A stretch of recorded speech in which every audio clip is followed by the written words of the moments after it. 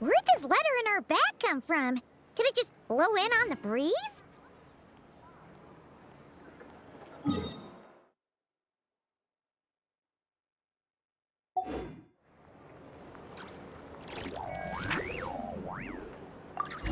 What could the children be up to?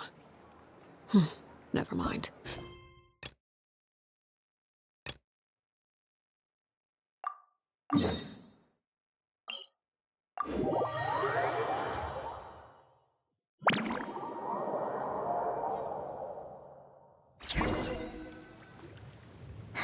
That's weird.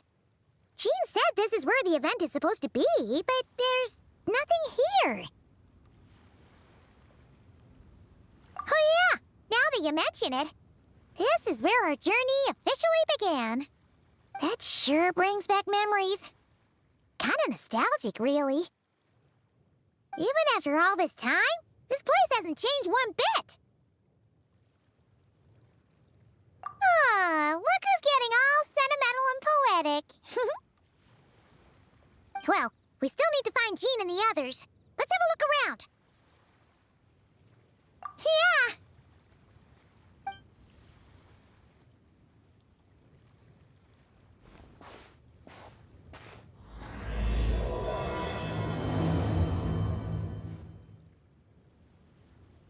Paimon remembers there used to be hydro slime hiding here, but it's gotta be gone now, right? Whoa! A fungus? Are those supposed to be in Mondstadt? Not that these are a real threat to us at this point, but still!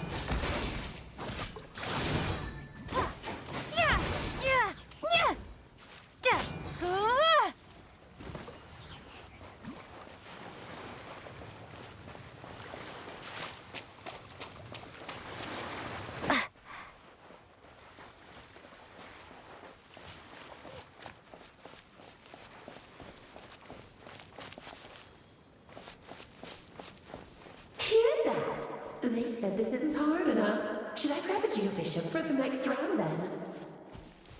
Is this really the time to get competitive? Did you hear that, Paimon? Hear what? Must have been my imagination then.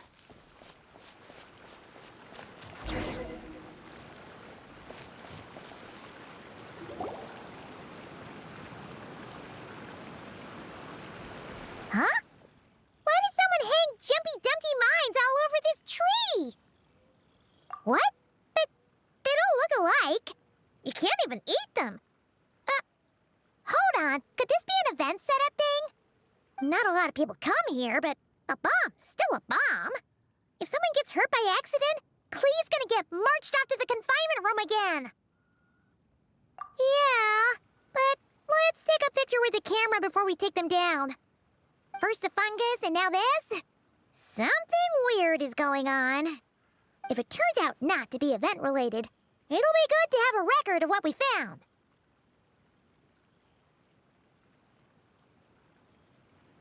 You couldn't just compliment Paimon's smarts like a regular person? Whatever. Paimon will take it. Better than being called emergency food, at least. Anyway, it never hurts to be careful. We've seen through lots of tricks, but we've also gotten the short end of the stick a bunch of times, too. Paimon likes the optimism. Come on, let's get that picture taken. Then, get rid of these bombs.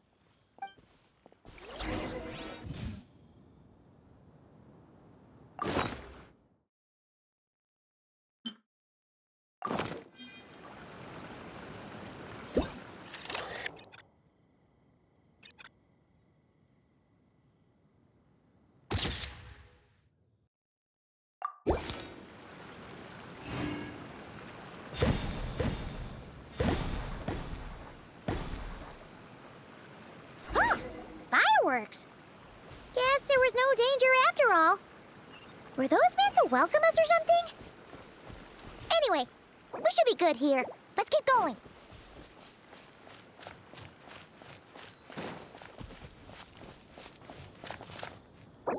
Huh. What was it?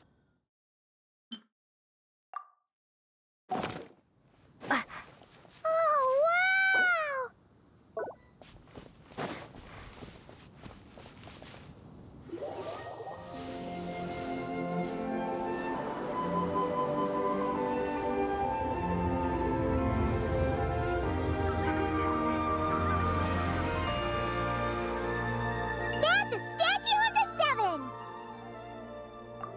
the 7 gods. This god controls the wind. You remember too. It's weird though. It seems like there's something different about it. Let's take a closer look.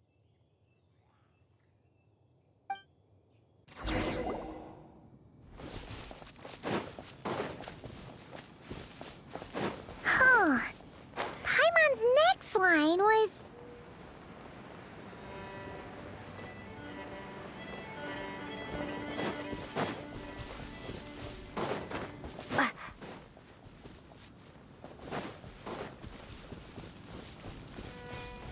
Look! There really is something wrong with this statue of the 7!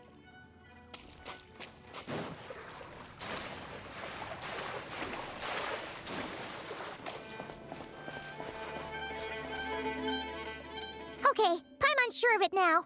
This can't be for an event. No one in their right mind would replace that huge statue of the 7 with a statue of Klee!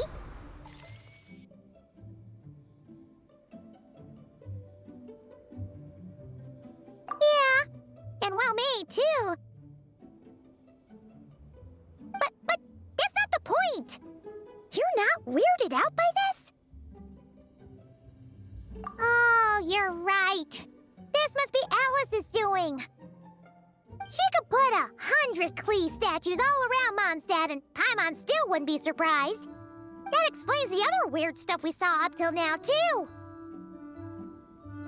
She must have asked Jean to write that letter so we'd lower our guard. No, wait! Maybe that was Alice just pretending to be Jean. Paimon wouldn't put it past her. Yeah, Paimon's not upset. The surprises were nice, and this statue is pretty cool. Plus, we got to take a little trip down memory lane. Makes Paimon feel all warm and fuzzy, remembering where it all began. What do we do now, though? There's nobody around. If this is some sort of elaborate prank, guess we're in it until the people behind it jump out and say, "Gotcha!" Huh? What does that mean? Oh, yeah. And there could be even more. Guess all there's left to do is touch that statue and find out. Maybe it'll give you the power of pyro or something.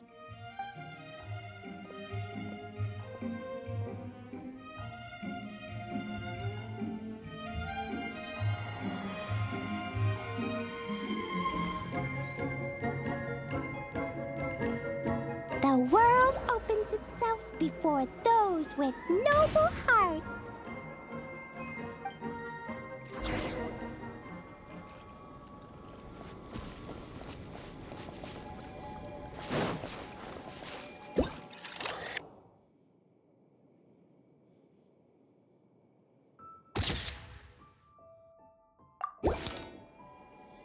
Sparks and splash! You were right! Alice is full of surprises. Good guessing on your part. Let's keep going and see what else we find.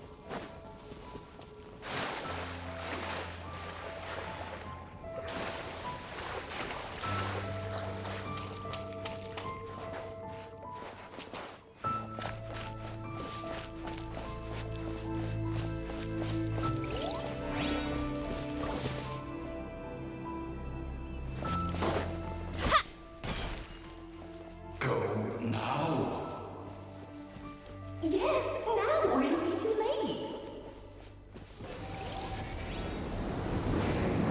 Whoa!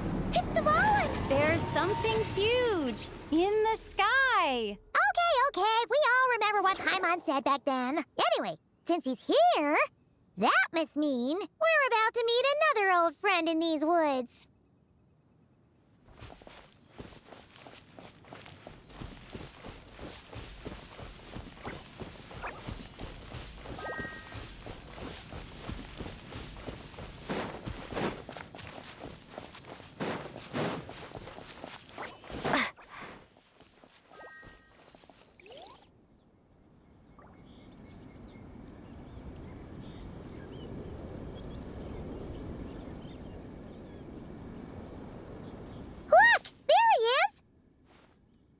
then. Dvalin was tainted by the Abyss, and Tone-Deaf Bard was about to heal his wounds. But your control over Animo wasn't so great, so they noticed you and ran off. But you've had tons of practice since then, so mistakes like that should be a thing of the past, right? True. No need to go for a full-on reenactment. Let's go! Ah, our old friends have arrived. And it is our great pleasure to greet them. Welcome to Mondstadt, you two. The place where it all began.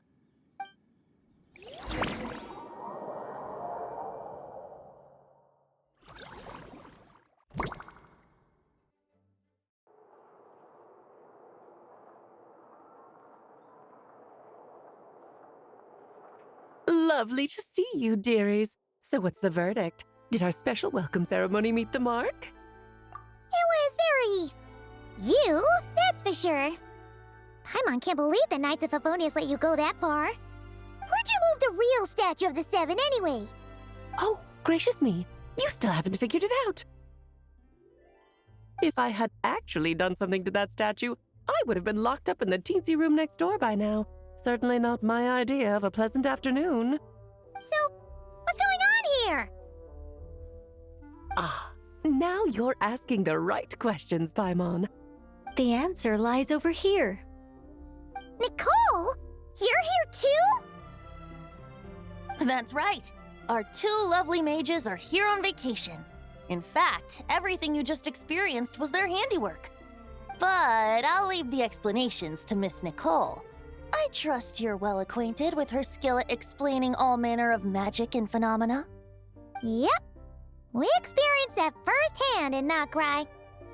This bubble is a new kind of magic Alice and I invented. Inside it is a small world created using a person's memories. When you were busy reading that invitation to Mondstadt, Alice took the opportunity to place you within it. Oh, we didn't even notice. Ha!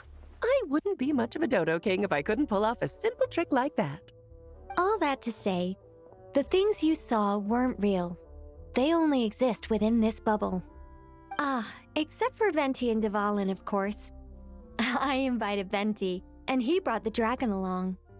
It's not every day you get to relive the beginning of your journey. It feels like listening to a verse you haven't heard in a while, right? You might not remember the name or melody, and still, you start humming along in no time. I'm assuming your trip down memory lane was similarly nostalgic.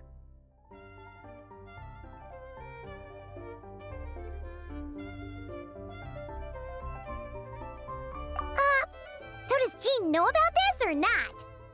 Paimon's starting to think that invitation letter was a fake. Oh, no. Jean wrote that herself, I assure you. I wouldn't dare forge a letter under her name. Huh. So you do draw the line somewhere. Whew. Not with my daughter in her clutches.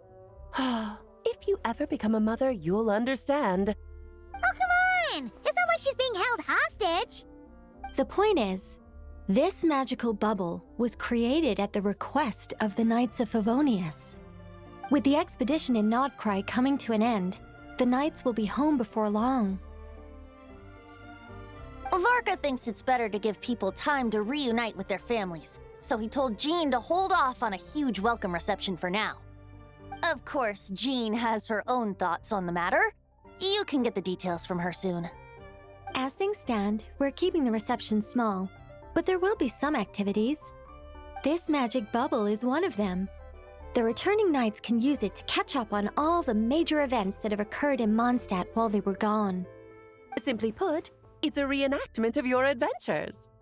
Indeed. The ultimate goal is for everyone to have a chance to take part in the excitement.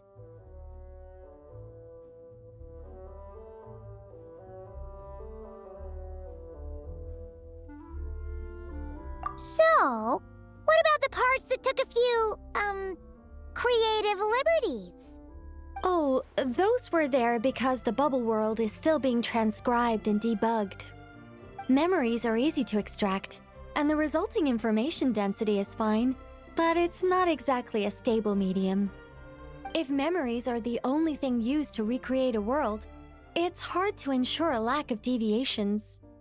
For example, these memories belong to Venti, but even for someone like him, whose memories are quite reliable, there is bound to be some variance. Not to mention, on their own, memories lack an interactive component, so I added some self-deductive capabilities to this magic, which exacerbated the instability issues, unfortunately. Yeah. That, makes sense. For instance, say we're recording memories and Lisa happens to fly into a fury over some overdue library books at the same time. A powerful thunderstorm might unfold in the bubble world out of nowhere. Luckily, there's a simple solution. We just have to send someone to scout things out first. Then we can manually correct anything that doesn't make sense. Exactly. Plus, once the recording is complete, the magic will loop, so there won't be further deviations, and we won't need real people to act things out. Ah, and before it's all said and done, we'll be sure to cover up your identity, Venti. Much appreciated. Otherwise, buying around at the Angels share is gonna be much more of a hassle.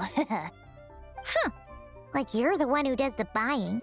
It's settled then. We'll allow you to be the first to relive these precious memories, and in return, you'll be our eyes on the inside. Yeah, but it sounds like fun. Besides, we already snapped a few pics of some potential bugs. Like that weird statue of the Seven. Oh, no, Paimon. That one was entirely intentional. What? Seriously? As the creator of this world, I'm afforded a bit of creative license, I would think. Creating this bubble was no easy task.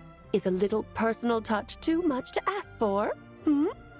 I doubt anyone will mind. As far as I'm concerned, you're free to do as you please. This is Mondstadt, after all. Oh, well. Paimon can't argue with that. In that case, we'll be counting on you to continue testing our work tomorrow. It's still early. Why not check out the other events at the testing grounds in the meantime? Jean should be there too. Yeah, we'll go say hi.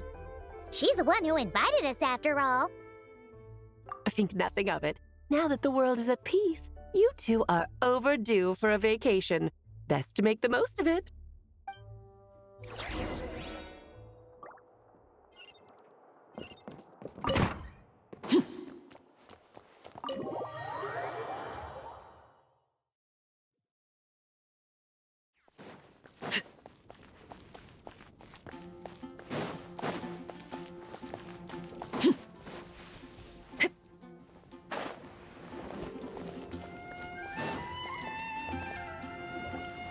Yes, good work.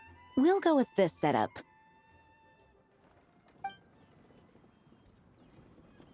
Hey, Jean! We're here!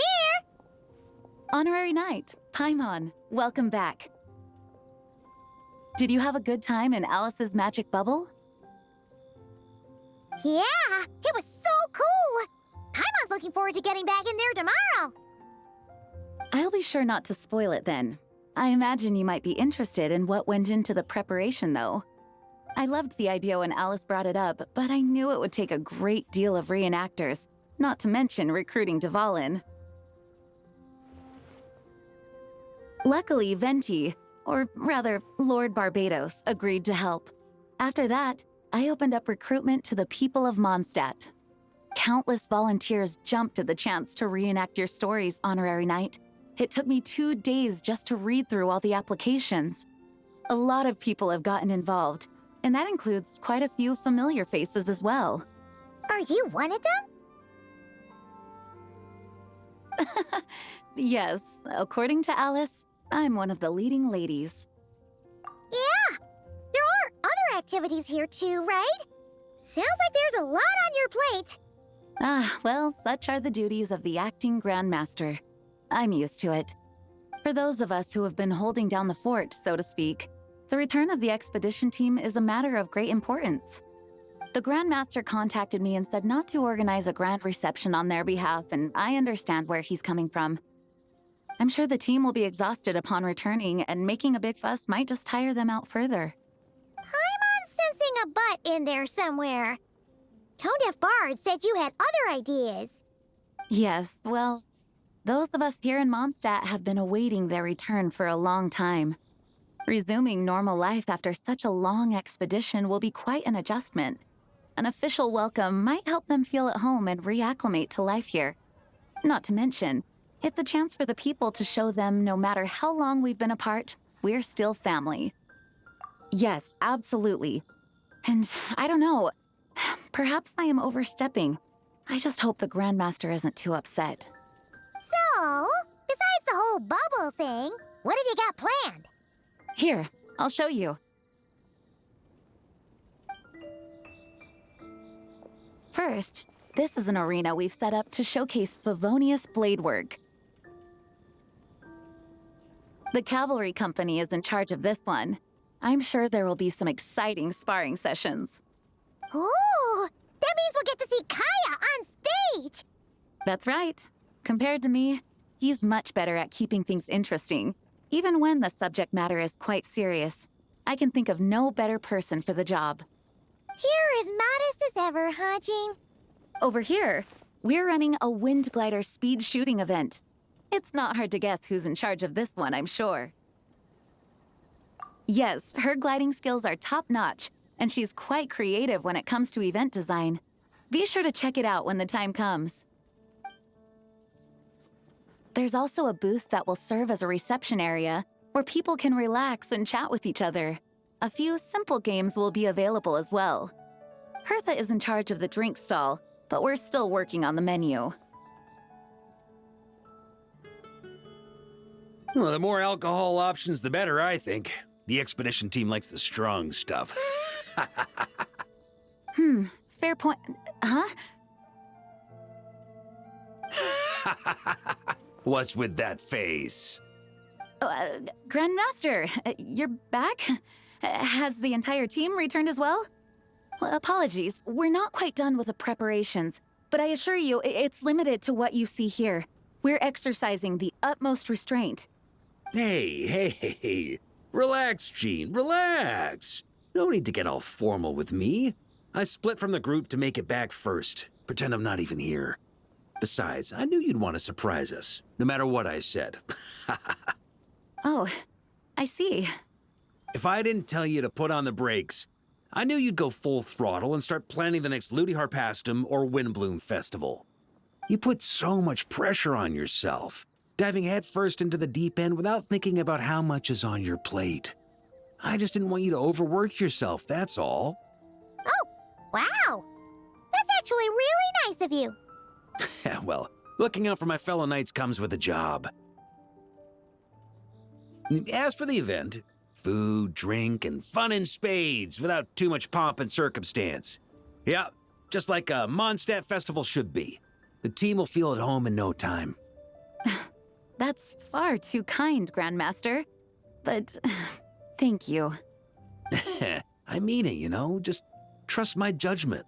Anyway, you two got a sec? Now that I'm finally back in my old stomping grounds, let me treat you to a meal. I'll even introduce you to the Good Hunter's secret menu. Oh, nice! Paimon's never heard of that before. What's wrong? Not hungry?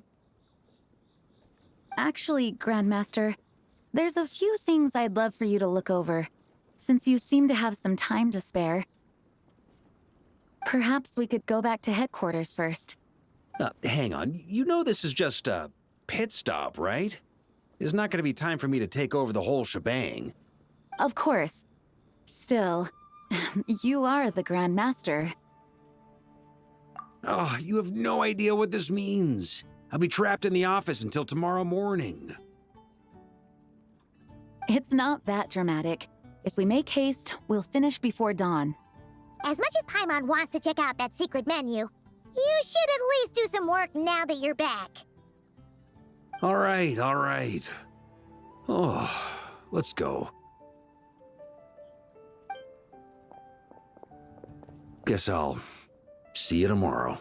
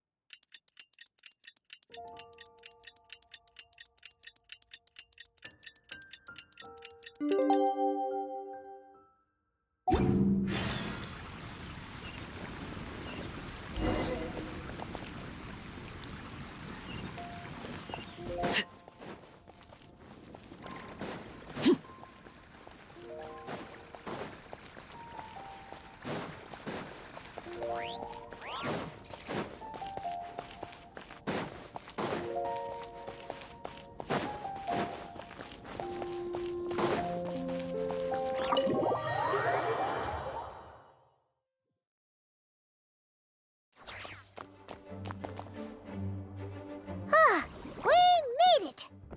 Wow! The whole gang's here! Even Master D-Luke! Wow. Jean wanted my input on everything.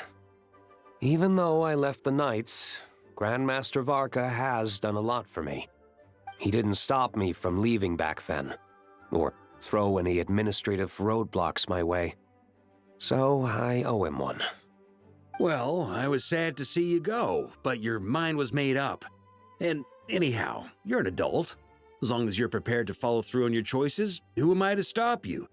And let me tell you, my rebellious streak was way worse back in the day.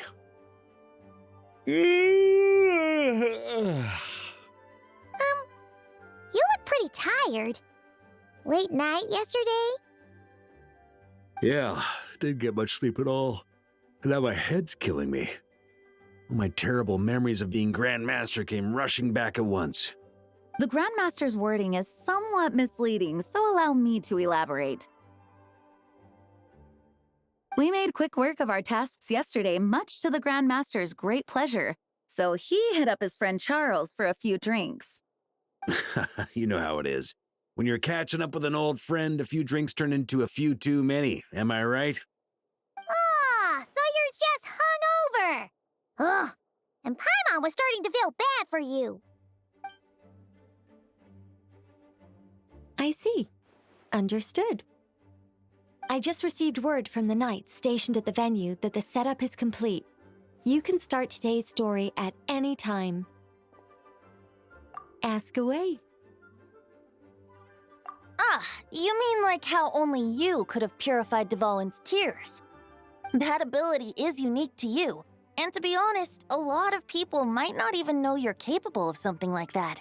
So they might get stuck at that point in the story. Don't worry, I thought about that. The story told within the bubble has some jumps.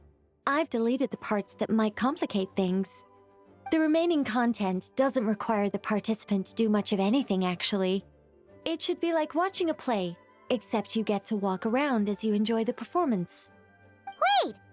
But we ran into a combat encounter yesterday when that fungus jumped out at us! We'll take care of that.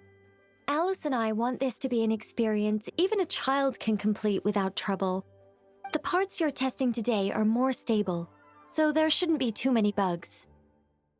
Of course, when you access the dicier sections, be sure to keep our vision in mind. Speaking of Alice, where is she? Klee demanded some playtime with her mom. And of course, as far as Alice is concerned, nothing is more important than a request from her daughter. Yep, that checks out. Ha ha ha! Well, let's get this show on the road. I'm ready to witness our honorary knight story firsthand.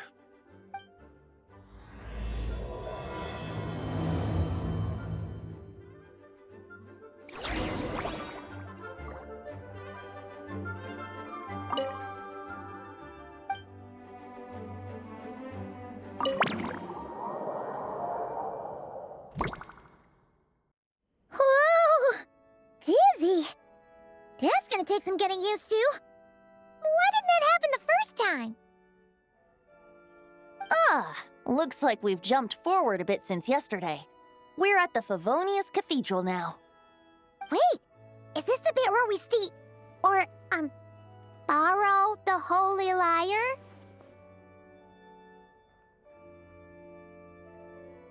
Yeah, Paimon's not sure about this. Also, why is Tone Deaf Bard the only one here? What about Varka and the others? Don't worry. I'm sure Nicole has it all planned out. See? Here comes Diluc now. Word from the Knights of Favonius is that the Fatui are planning to steal the Holy Lyre der Himmel. Unfortunately, that intel came a little late. A conflict between the two parties is ensuing inside. If the Fatui succeed, we'll miss our chance to borrow the lyre. Come on, let's go help the Knights. What is it?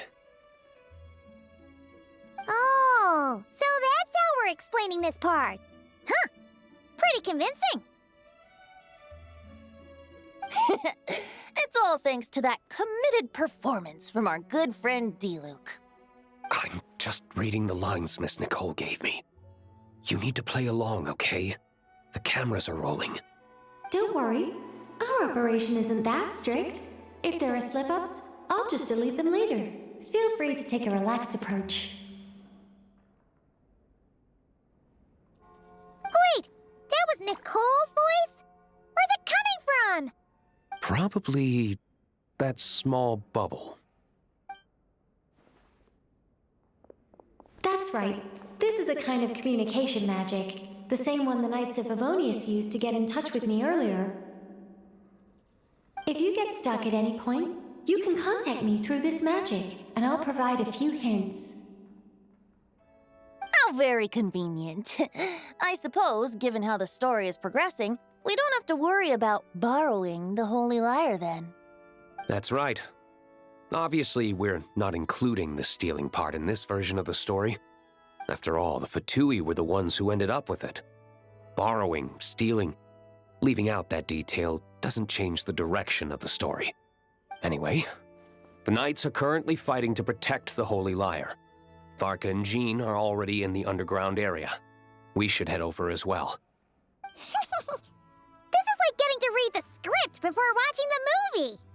I wonder what would happen if, this time, we managed to catch the Fatui thief in the act. That would complicate things.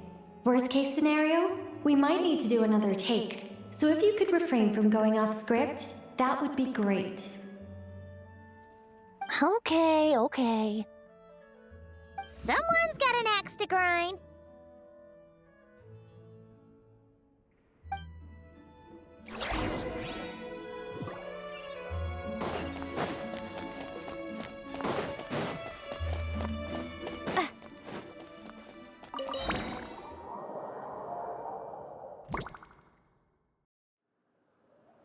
You're just in time. The situation is not looking good at the moment. The Fatui brought much more force than expected. Yeah, it's turned into quite a mess.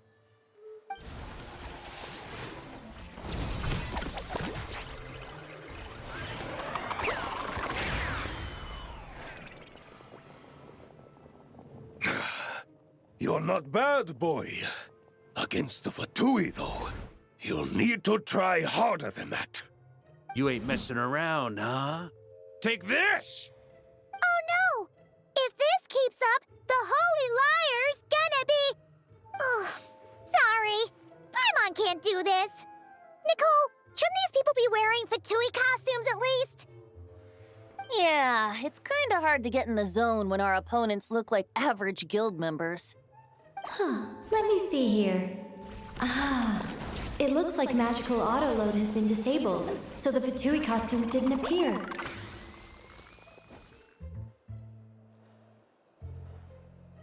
I'll get that fixed. Just ignore the problem for now and continue with the scene. Remember, this is a tense moment.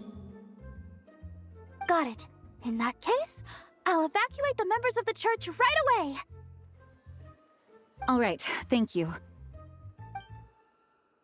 As you see, Traveler, the situation is dire. We need to retrieve the Holy Lyre and get it back to headquarters. Looks like the Fatui are tied up fighting the Knights. I doubt they have the manpower to spare to deal with us. Which means, if we rush in, we should be able to retrieve the lyre. You all sure are getting into character. Okay then, let's go!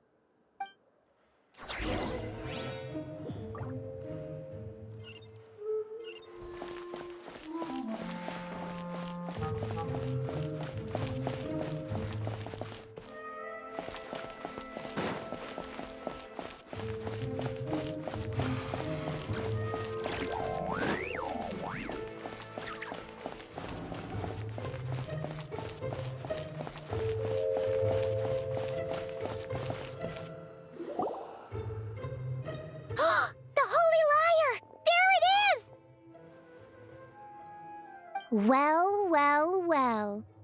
It seems our outer diversions were most effective. The knights know not that the true danger lurks right beneath their nose.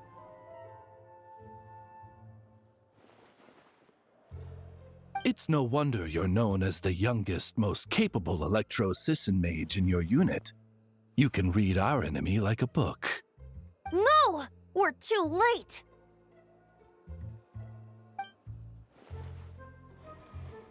Put the lyre down!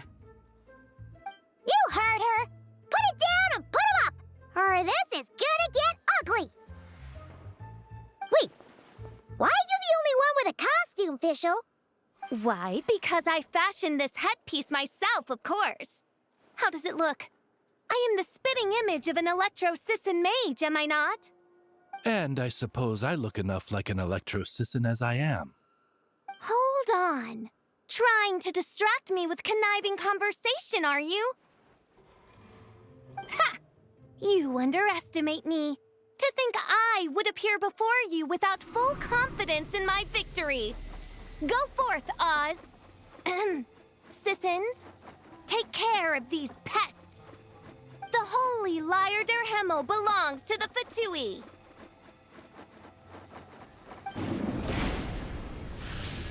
Whoa, that was fast. Mage-powered flight is something else. Fischl is... the Fatus is getting away! After her, quick!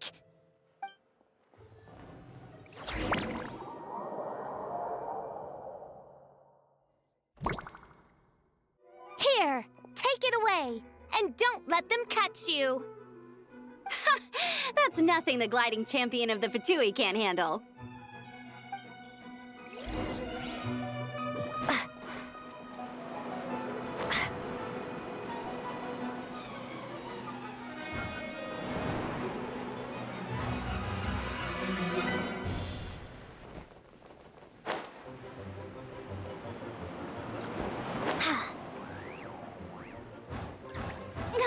Hey! That goes against gliding regulations!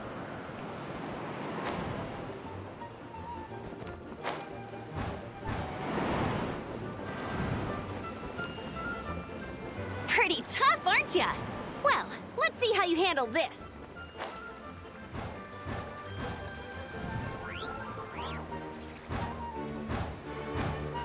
Oh. Paimon thought the Adventurers Guild were the only ones role-playing as Fatui. Just thought I'd lend him a hand. Fischl didn't have time to make me a cool hat, though.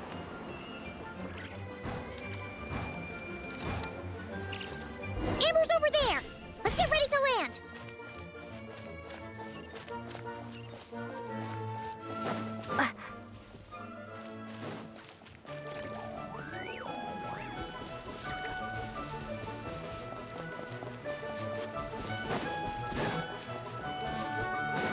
Here they come! Positions, everyone!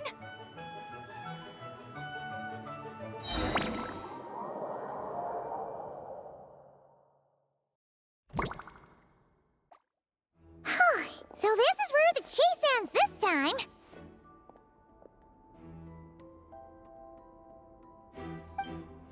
Wait a minute. This isn't what their hideout looked like. It's at least a few times bigger. Yes, I remember it being much more run down. This place has far more structural appeal. The Lawrence clan lived here for a time, but this doesn't look like their handiwork. And I know for sure it's not the work of the Knights.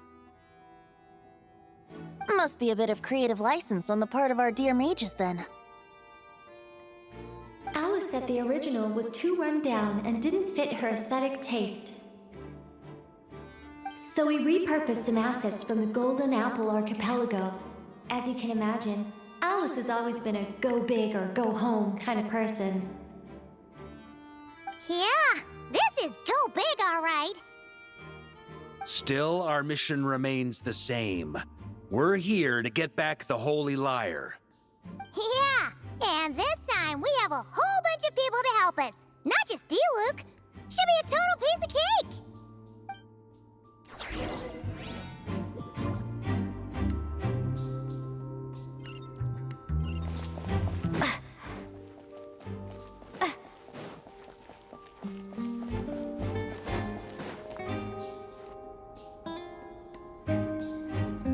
A human never doubts what their eyes see or rejects the ground beneath their feet. Both now warn you that this is the end of the road. Give up and turn back while you can. That voice. Is that Mona? Mona? Oh, you mean Barbarloth's student. You know about her? But Mona came to Mondstadt after your expedition left. Well, I had regular contact with the Hexen Circle, so her name came up now and then. The whole thing about her messing up and being too afraid to go back? Yeah, I know that too. What? But how? No one in the Hexen Circle should know about that. For real? Sorry, but I'm pretty sure all the mages know. All of them? I'm afraid so.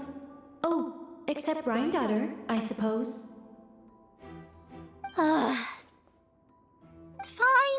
That's just fine. It's not like the old hag's gonna come find me in Mondstadt to settle the score, right? Anyway, how do we cross? I'm not telling. Aw, come on. Don't take it out on us. I'm not. This is unrelated. Besides, I'm playing a fatus whose job it is to issue riddles. You can't just ask me for the answer. All right. Almost forgot about that. If you want the answer, think back to what I said at the beginning.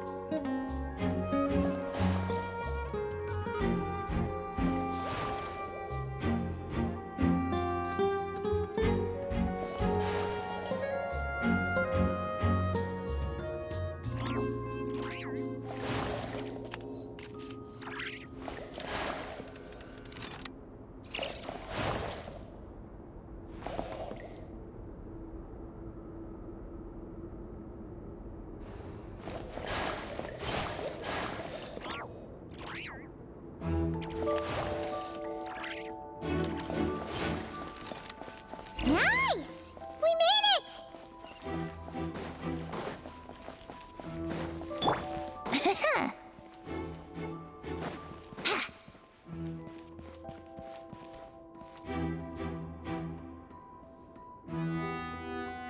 Looks like Mika's guarding this spot. Oh, hey! It's been a while. hello, Grandmaster. Hello, everyone. No, wait, my line. How did you get in here? I would think you have bigger concerns right now. Tell us where to find the lyre. It's locked in the back room, but good luck getting in there. 3 crests are needed to enter, and each one is guarded by a Fatus. Wait, but in real life, we only needed 1 key. Yes, but there are 3 locations to visit.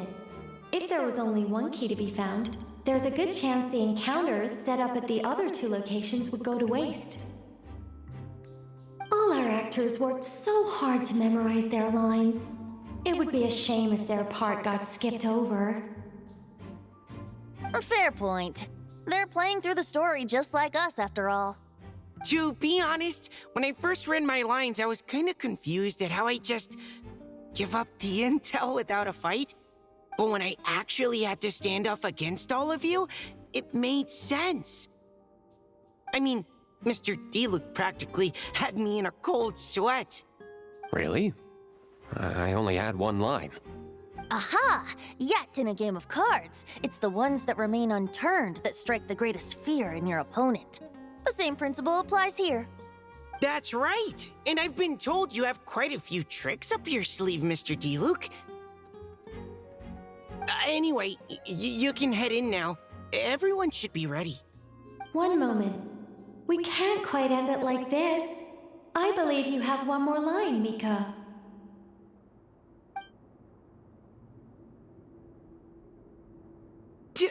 Do I have to say it? It would benefit the scene. All right. I told you everything I know. Now leave me alone.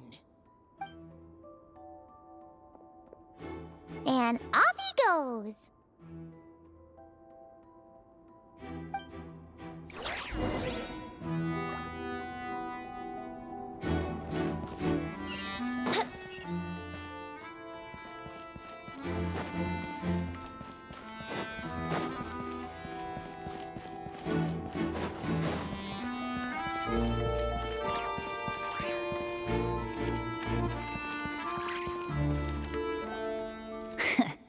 Looks like we were followed. Guess Mondstadt's elite aren't to be underestimated, huh?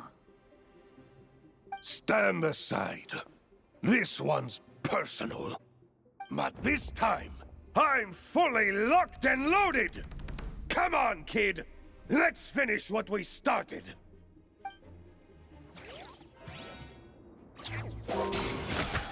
Ha! Yeah! You can't run! Ha! Ha! Burn! Up the ante! Looks like Okay. You win. Somehow this round wasn't quite as fun. Probably because you had to act like a Fatus. At this point, I could take down those with my eyes closed. Ha ha! True! Guess I didn't stand a chance, huh? Oh, so you were the one in the Fatus costume. Does that mean the auto-load bug is fixed now, Nicole? It would seem so. Man, their armor is heavy, and not breathable at all. You're telling me the Fatui in Sumeru and Natlan also wear this stuff? I can't even imagine. Rumor has it, Fatui recruits undergo rigorous training. I feel like there's some truth to that after all. Well, even though we lost, Dad had fun for sure. Here's the crest I was guarding. You've earned it. Oh, and Bennett told me about what happened in Natlan. How you helped him navigate his past.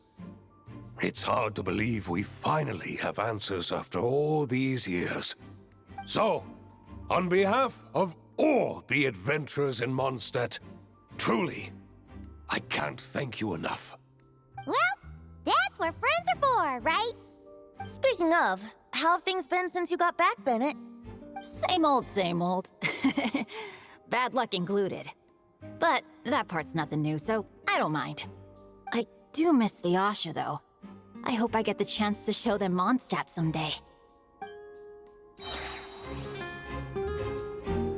On me!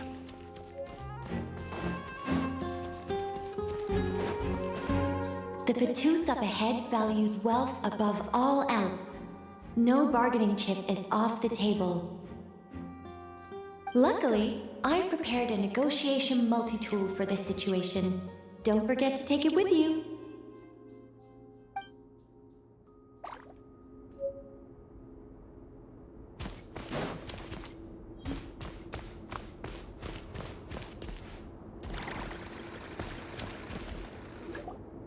Wait, Mona? Again? What? The more roles you play, the more you get paid. That's what Alice said. I was hoping to do even more than this, but it is what it is. Anyway, the crest is with me. All I need to know is how much you're willing to cough up to get it. Let's talk business, shall we?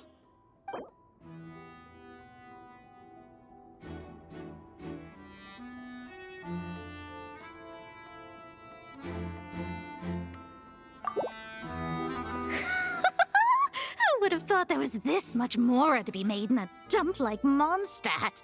Hey! Did you just break character? What? Of course not. All right, here's the crest. Oh, and with that, I'm off the clock. Oh, and by the way, word has it you accomplished something major in Nodcry. You reeled in the true moon from beyond the false firmament. Well, I spend most of my time staring into a scry glass after all. If something changes in the sky, you think I wouldn't notice? Hydromancy uses the false stars to reflect true fate within the water. Now, I can't help but wonder what I would see if I cast a reflection of the true moon instead. Of course, I need a whole new set of equipment to look into that, which means shelling out a whole lot of mora. So I've been taking on a lot of odd jobs. No wonder Alice gave you quite a few parts in this. Generous compensation, minimal manual labor. It's been a good gig. Plus, the Hexen Circle never promises an amount they can't deliver. Even though her daughter is, in some part, responsible for my predicament. That was a long time ago, and I know Klee didn't mean it. Huh. I guess the moon's a big deal in hydromancy. Just spitballing here, but it kind of sounds like your progress would be much faster if you, I don't know, just contacted Barbeloth directly. Oh, come on. Enough about that old hag. You're doing this on purpose, aren't you?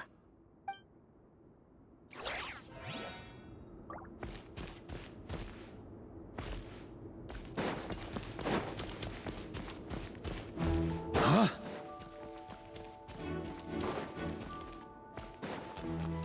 On me!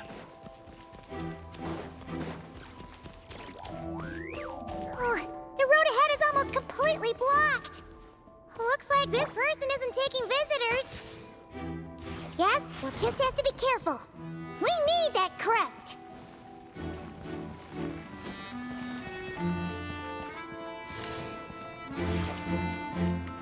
Yeah.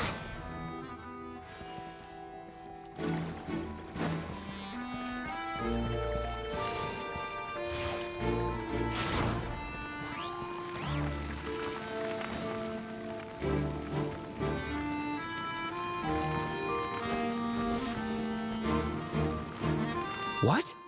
They handed over their crests? Looks like the decision has been made for me then. Further resistance would be foolish.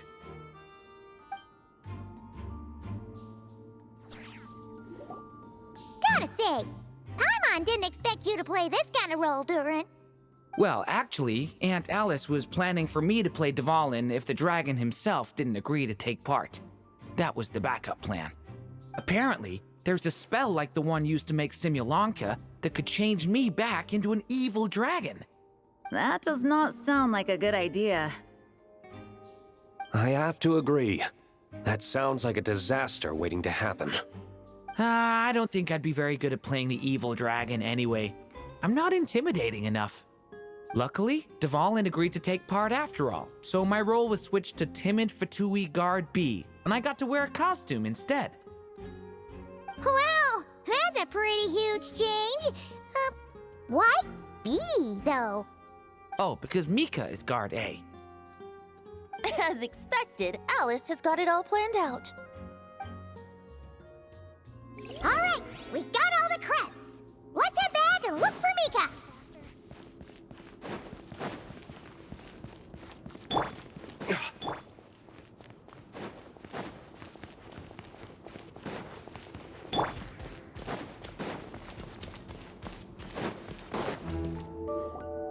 Mika! We have the crests. All right. This elevator's a bit complicated to operate, so Miss Nicole asked me to help activate it.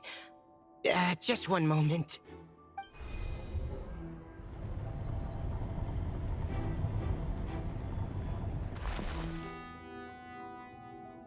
Thanks. No problem. Best of luck up there. Huh. I don't remember Fatui being this nice. Where's the fun in that? Of course you want to make things difficult. Come on, let's get out of here.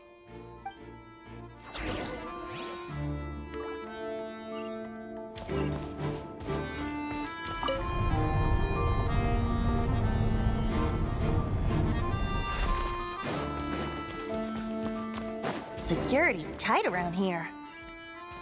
I hope this is safe.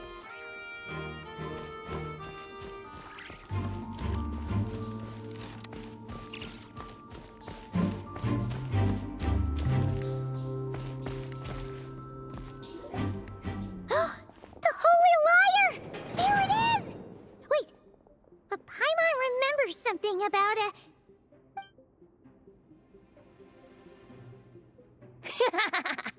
Hot-blooded, careless, and reckless heroes! Despair, for you have stepped into my trap! Wait, what? All it did was lock the liar up! Well, I wasn't the one who designed it. All Alice said was that activating it would turn the tables. I see. That checks out. They laugh as if they already know what is to transpire. I do not have a good feeling about this. Allow me to clarify before we proceed. How was it that the lyre was retrieved back then? From what I've heard, the Fatui agent guarding this place was given a thorough beating, and then the lock opened. So then, I'm the one who walked into the trap? Do not despair, mein Fräulein. Miss Alice provided us with backup, did she not? We are not entirely outmatched. 'Tis true. Though thine prinzessin stands on the cusp of defeat, courage has not yet failed her. Let this be our last stand. Come forth, my loyal servants. Smite all who stand against us.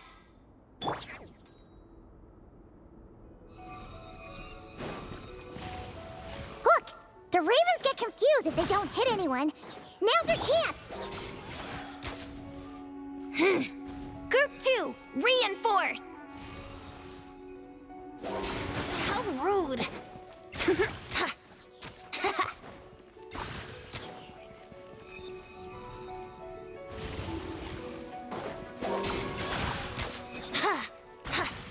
Yeah.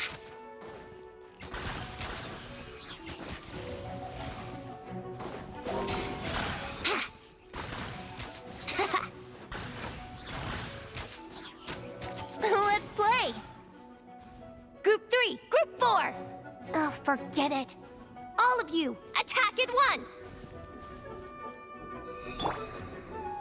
Wind, hear me. Go as one.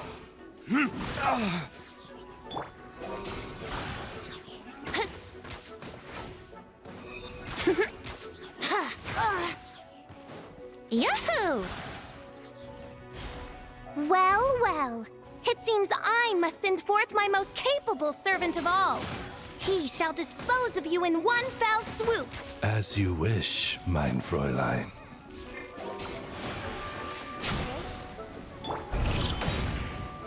Time for Retribution! Ha! Ha!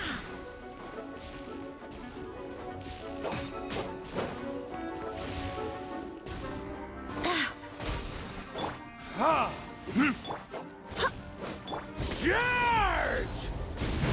Burn! Thunder! Our situation is dire, mein Fräulein. It seems this is the end of the road.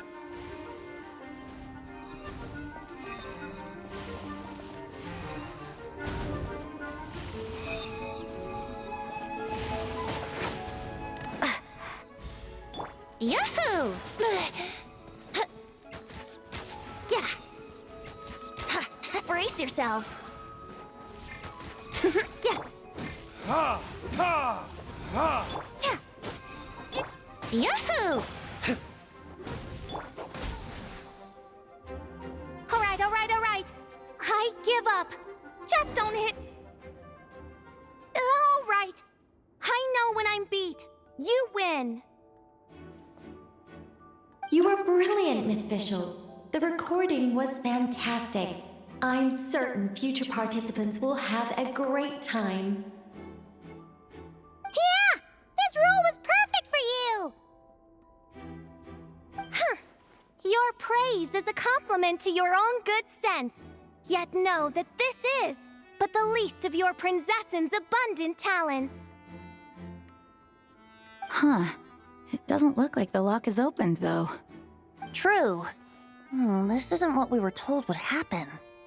I doubt the mages want us to just break it open. It's not their style. Perhaps we haven't met a certain condition then?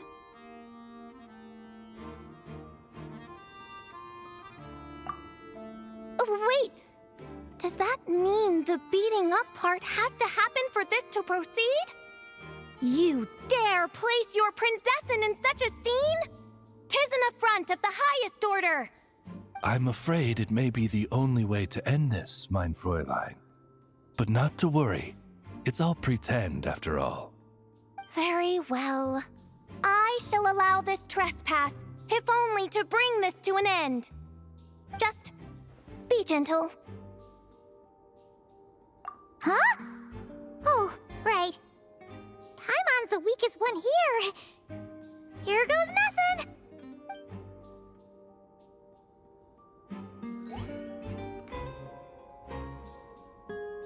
Ah, it's open!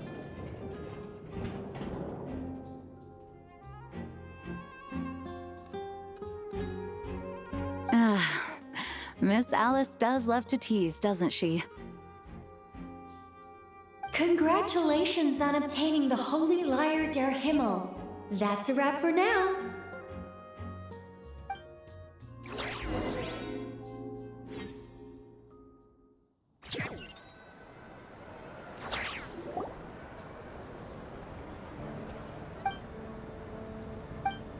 Wow! This is quite the gathering. And do you smell that? Is that the secret menu Barker was talking about? Oh, Paimon's stomach has been rumbling this whole time, so she's gonna dig in. Don't forget to grab some food before it's all gone, okay? Oh, hello. Did you need something? You know, we often threw banquets like this when I was little. But then, as more and more of our ranks left on expeditions and I was left in charge, the number of celebrations decreased. I'm not the most natural entertainer after all. Now, seeing a gathering like this after all this time, I can't help but feel a bit regretful for not keeping up the tradition. Well said, traveler. Barbara? You told me you wanted the expedition members to feel at home. But in my eyes, the feeling of home isn't something you can force. Home is... what happens when we're all together like this? Oh, you're right. And you know what? I've been coming to the same conclusion. The location isn't the most important factor. No matter how far we get from Mondstadt, home is wherever we're together. I appreciate the kind words, you two. I will do just that. Make sure to do the same, traveler. It's not often you get to make it back here. There's a lot of people waiting to catch up. Now that we're outside the bubble and no longer in character, there should be plenty of time. Hey! Honorary knight! Look up! Pretty stellar view from up here, and the breeze is nice too. Care to join me? Oh, of all the places to sit, it just had to be there. Well, to each their own, I suppose. Just be careful on the way up, traveler.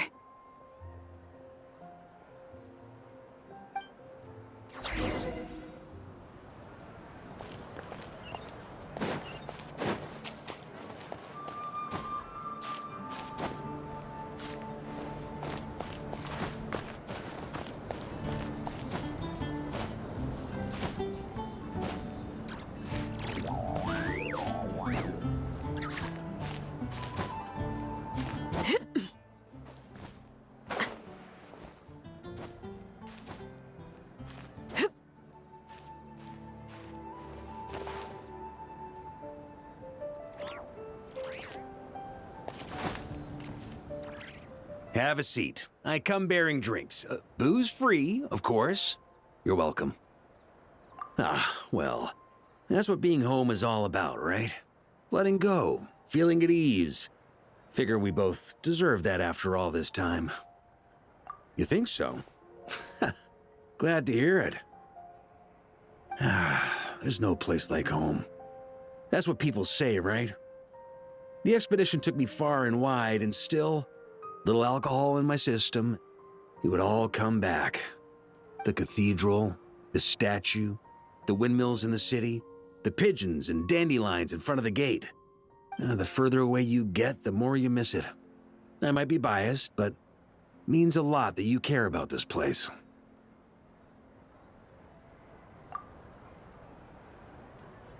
I get that. The people are what make Mondstadt what it is, too. All the carefree kids running around, livening up the place. Which reminds me, I never thanked you for helping Mondstadt out back then.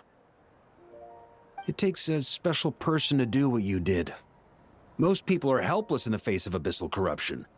Considering their target was Dvalin, things could have been bad. I suppose Barbados could have handled it, even though he hadn't been awake for long. But still, I doubt the ending would have turned out quite so perfect. Dvalin is family to him, you know? Having to choose between the dragon's life and Mondstadt's safety, that would have been cruel. Not to mention, the Wild Hunt would have reached our borders sooner or later. We'd have been stretched thin without your help. Maybe you've never put two and two together, but what you did in Natlan also helped reduce the threat of the Wild Hunt. If Natlan's crisis hadn't been resolved, the two abyssal powers might have joined forces at some point, making our situation even more dire. Ha! Look at us, taking down the Abyss in two separate nations. Doing the Knights of Favonius proud, aren't we? I guess not. In any case, for a knight, honor is something you get to define for yourself, no matter what the outside world thinks. And that's the question, isn't it? Why do we do what we do? But I think it's safe to say you already know the answer. Ah, so this is where you've been hiding. You know, I don't think this was designed for sitting. Ha! When did you become such a stickler? Come have a drink with us. There's plenty. Don't mind if I do. Grape juice? Again? You know, Charles would never let me hear the end of it if I started drinking without him. Disappointing, but understandable. Oh, I almost forgot. Since this banquet is also for the actors, I invited Dvalin. All right. Might hike up the bill a bit, but who cares? Haven't seen him in too long. Yeah, well, he turned me down. He never did like being the center of attention. The city is a little too small for him to spread his wings. Even if no one is afraid of him, he could still take out a windmill or two. Guess it's better not to risk it. Huh. Maybe it's time to draft a proposal to build him a landing pad. The Traveler's right. If this is what makes him comfortable, might as well let him be. In the meantime, I propose a toast to our honorary knight. To our honorary knight. I often think about our parting at Windrise, you know. And now, almost in the blink of an eye, the final stop on your journey is just around the corner. Snezhnaya. The Tsaritsa's plans have continued to advance. Now, only the Pyronosis remains free from her grasp. But if even the captain couldn't take Malwika's Gnosis by force, I guess we don't need to be concerned about its safety for now. So that's good news, at least. You wouldn't be taking a dig at someone else's ability to hold on to their Gnosis, now would you, Grandmaster? Haha, of course not. I'm not one to rub salt in old wounds. Her harbingers do often tend to take a rather extreme approach. Just look at Child or Senora. But we would be mistaken to ignore the fact that Senora did not win the Geonosis using force. Right. You told me about the contract Morax signed with her before his death. You're saying she didn't need to resort to violence in Mondstadt either? That's right. If she was able to provide a reason convincing enough to persuade Morax, she could have persuaded me no problem. I suppose she just didn't think there was a reason to negotiate. I had just woken up, so I must not have seemed like much of a threat. Honestly, the Gnosis was of no use to me. I didn't care who it belonged to or what means were used to take it. I just knew if I fought her in that moment, the cathedral, perhaps even the entire city, might have become collateral damage. True. I wouldn't put it past Senora to take civilians as hostages either. In the end, though, it was those same methods that led to her end. After all, her third target, the Raiden Shogun, wasn't a big negotiator back then. Perhaps Senora's success in Mondstadt and Liyue convinced her that she was a match for the Archon of any nation. You did the right thing. It pained me to see Inazuma as it was back then. I'm glad things have changed since. Of course, now the elite force of Harbingers has quite a few missing from its ranks, so I suspect the Tsaritsa no longer has the means to meddle in other nations like she used to. Who knows? Perhaps a chance to formally meet her in Snezhnaya might come sooner than we think. Some of our knights remain stationed in Not Cry. If you need help, just say the word, and we'll be there. The look in your eyes. It's changed a lot since you first set off from Mondstadt. But my advice remains unchanged. Never forget that the journey itself has meaning, traveler. The birds of Tevat, the songs in the cities, the Tsaritsa, her Fatui and the monsters, they are all part of that journey. Perhaps earth-shaking truths and indescribable trials await you at the end. Just remember, there is more to life than that. All right, that's more than enough acting like a real Archon for one night. And still, not a sip of drink for dear old Venti at a time like this? You're no fun, Varka.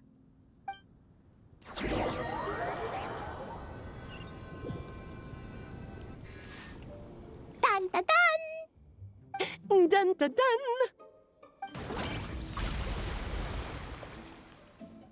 Da da da! Da da da!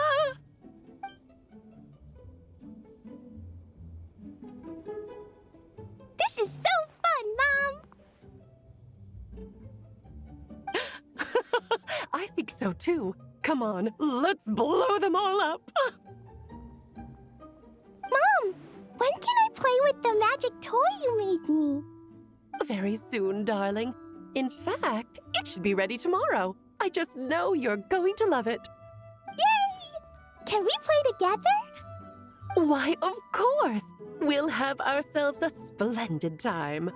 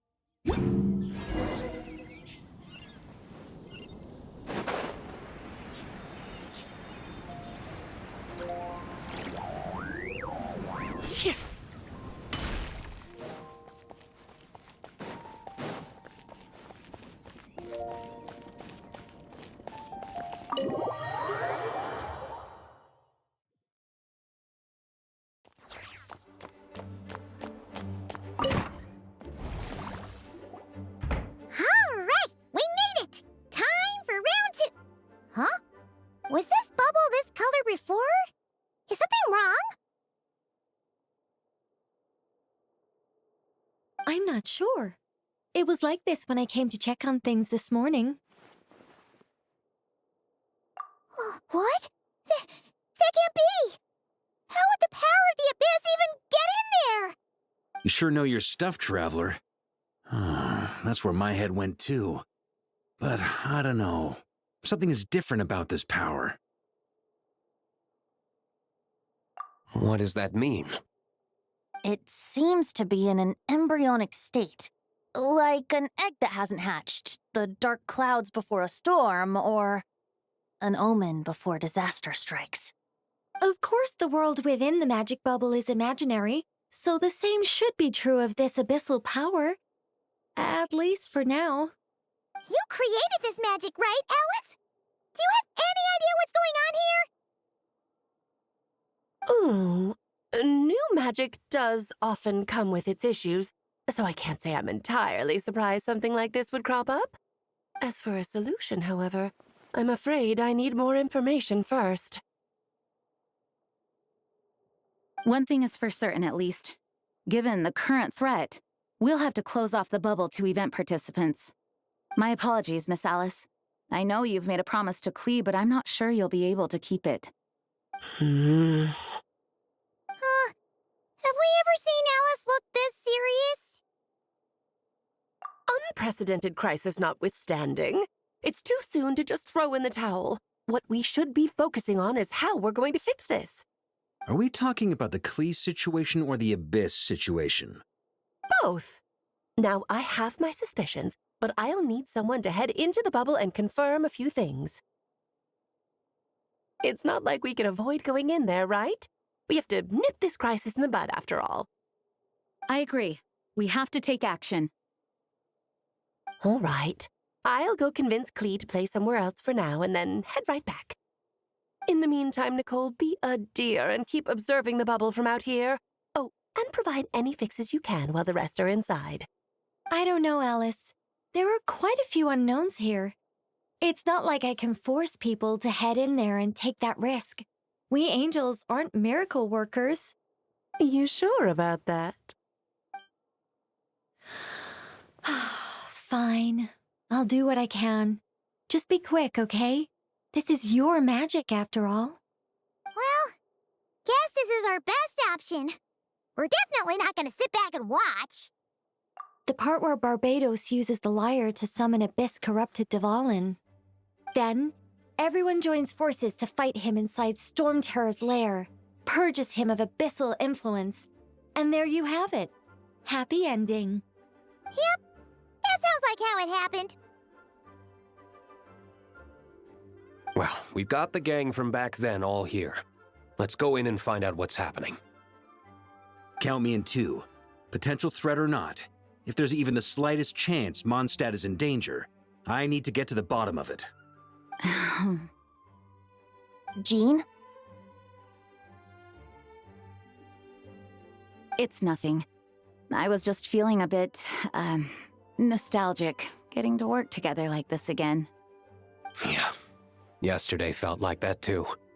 Yes, but that was for fun. That which confronts us now is a real crisis. So I suppose the memories just came back to me all at once. Ooh, look at you getting all sentimental. That's a first. Well, I suppose I am a bit too high-strung most of the time. Hey, don't be embarrassed to say what you feel. I think that's how things should be. It's how we all grow closer. Besides, the more you open up, the less people will be surprised like Paimon here when you choose to share something. And just look at Paimon. No filter whatsoever, word vomits whatever comes to mind. And that's what makes her so endearing and approachable. Ha! It's about time you gave Paimon a compliment, tone-deaf bard. Hang on. Was that a compliment? Before we set off, I just want to stress that whatever is happening in the bubble right now is a huge unknown. I was able to maintain contact before, but right now all I can observe within is chaos, so I imagine communication might be cut off as well. It might be difficult for us to guide you, so proceed with caution. Don't worry. This isn't our first time leaping headfirst into a dangerous situation. There's also a last resort I can fall back on if worst comes to worst. Though it would mean all our recent hard work going to waste. You mean destroying the bubble entirely? Yes, if it comes down to it. All right, I'll monitor the situation from outside and provide whatever external fixes and support I can in the meantime. Understood. Prepare for the worst, hope for the best. Sound good? All right, let's go.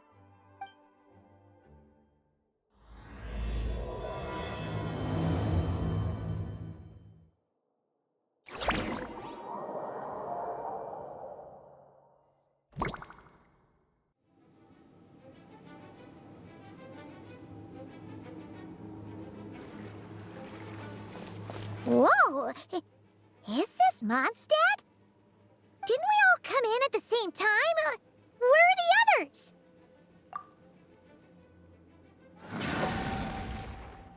Look!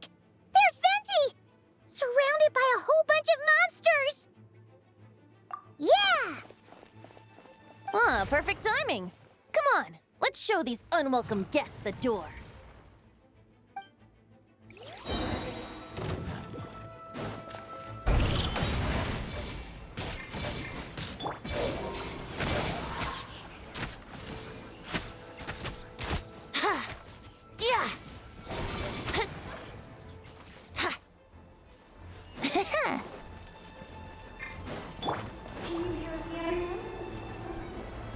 Together some of the communication and control functions, and managed to smash together some items that should give us an advantage.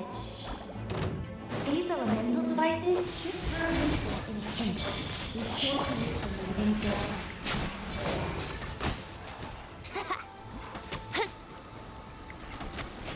Yeah! Brace yourselves!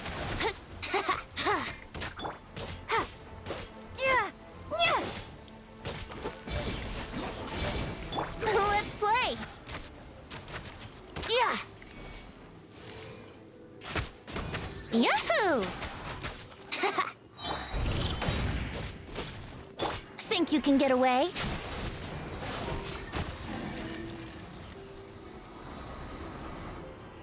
All good, Venti? Very much so, thanks to your timely arrival. But Mondstadt looks like it's in bad shape. Yeah! The city's crawling with abyssal monsters. It's almost like we've already lost. I'm not sure what happened, but the rest of our group might need backup. Let's find them first. Good point. Let's go!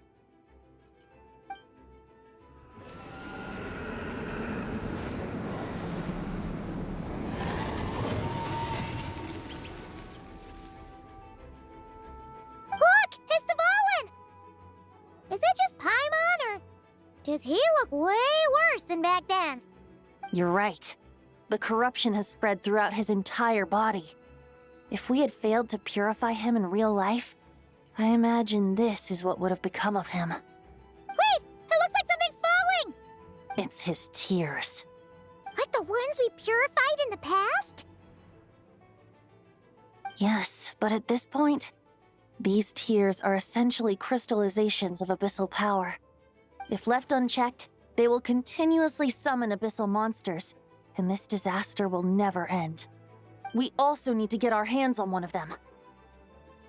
No, this degree of corruption cannot be cleansed. Besides, we need them in their corrupted state if we want to summon Dvalin. I doubt the pure sound of the lyre can reach him in his current state. Sounds like this whole thing is still gonna end in a confrontation, though. Just like back then. Yes.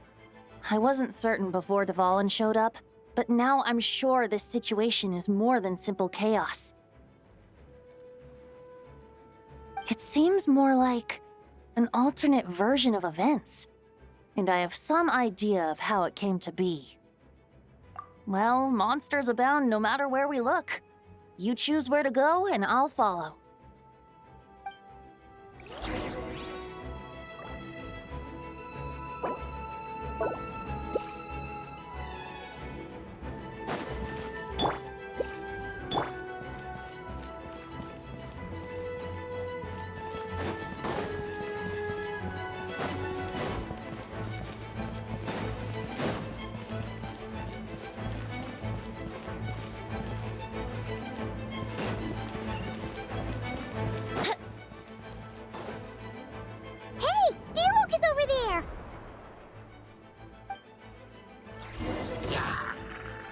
Here we go. Ha! Ha! Ha!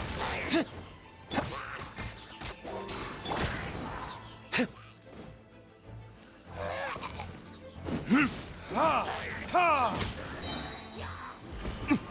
Verdict is... Let's play. Yeah. Yeah. Time for takeoff. Brace yourselves.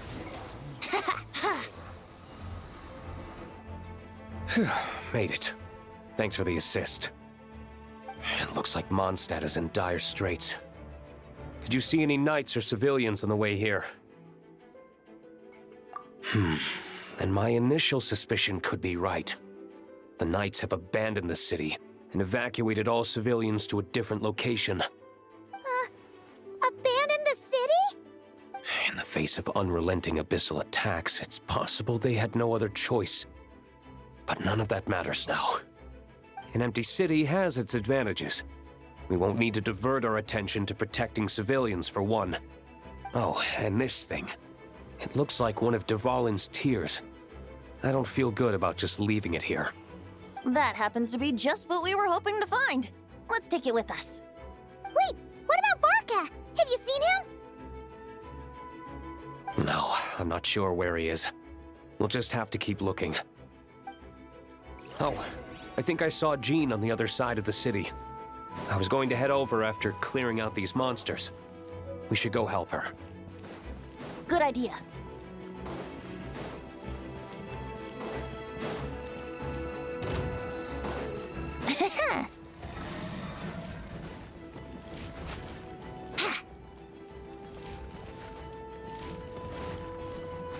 Look, it's Jean!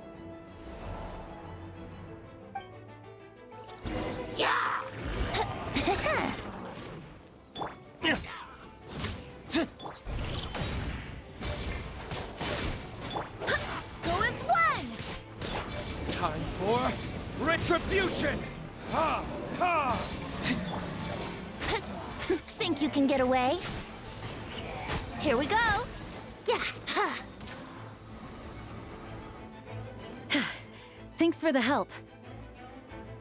I know everything we encounter in this bubble is imaginary, but these monsters sure fight like the real thing. It's a bit too true to life. Don't worry. As long as we collect Dvalin's tears, we can use this abyssal power to our advantage. I see. In that case, let's get moving. Have you seen Varka, by the way? We haven't found him yet. No, he might be at the upper levels. Let's search together. Better to find him soon than later. The Grandmaster is an exceptional warrior, but this is the abyss we're dealing with. You can never be too careful.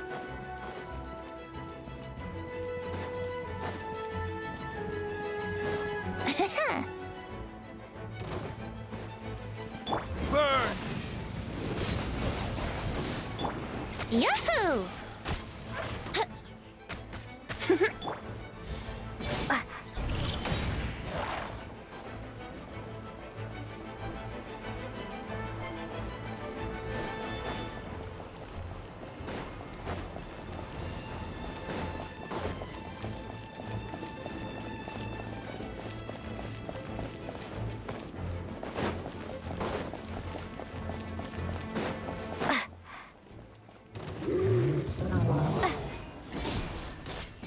Barbados, guide us.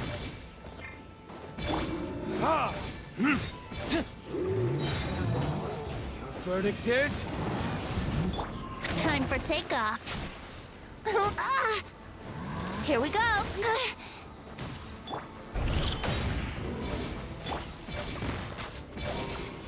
Yeah.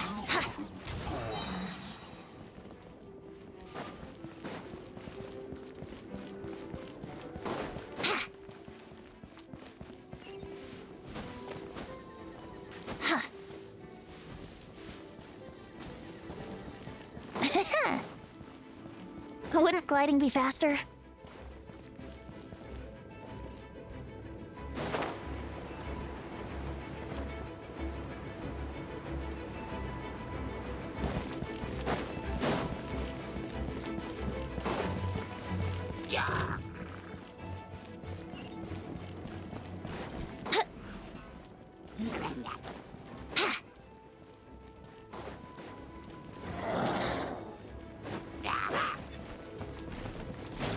Wouldn't gliding be faster?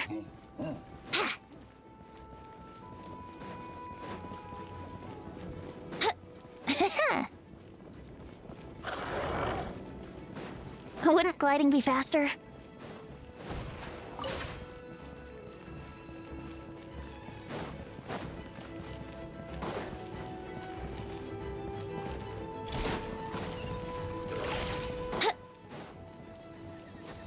Huh?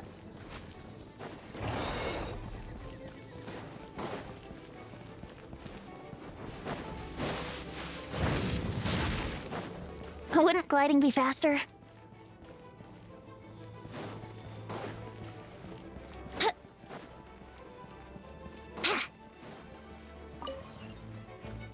Wouldn't gliding be faster?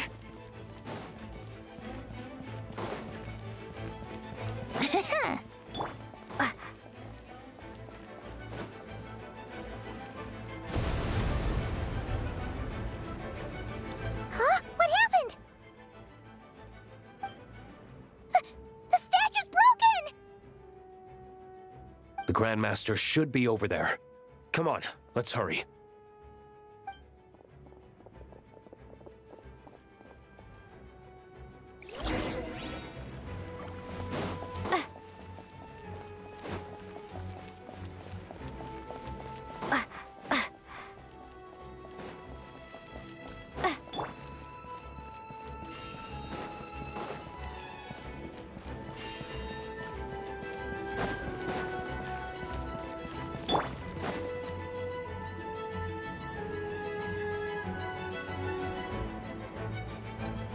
We're here to help. Perfect timing. Let's do this.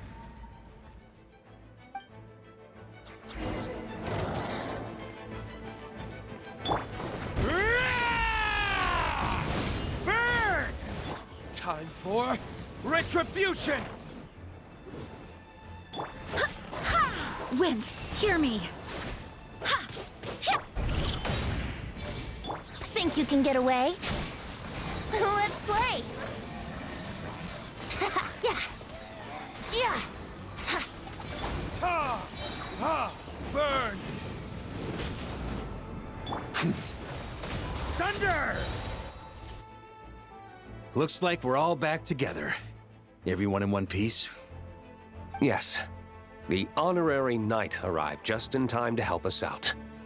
Now that we've collected Dvalin's tears, the monster attacks appear to be easing up too. I'm sure you've noticed, Varka, but the city is pretty much a ghost town at this point. Yeah, we should get out of here. No sense wasting our strength.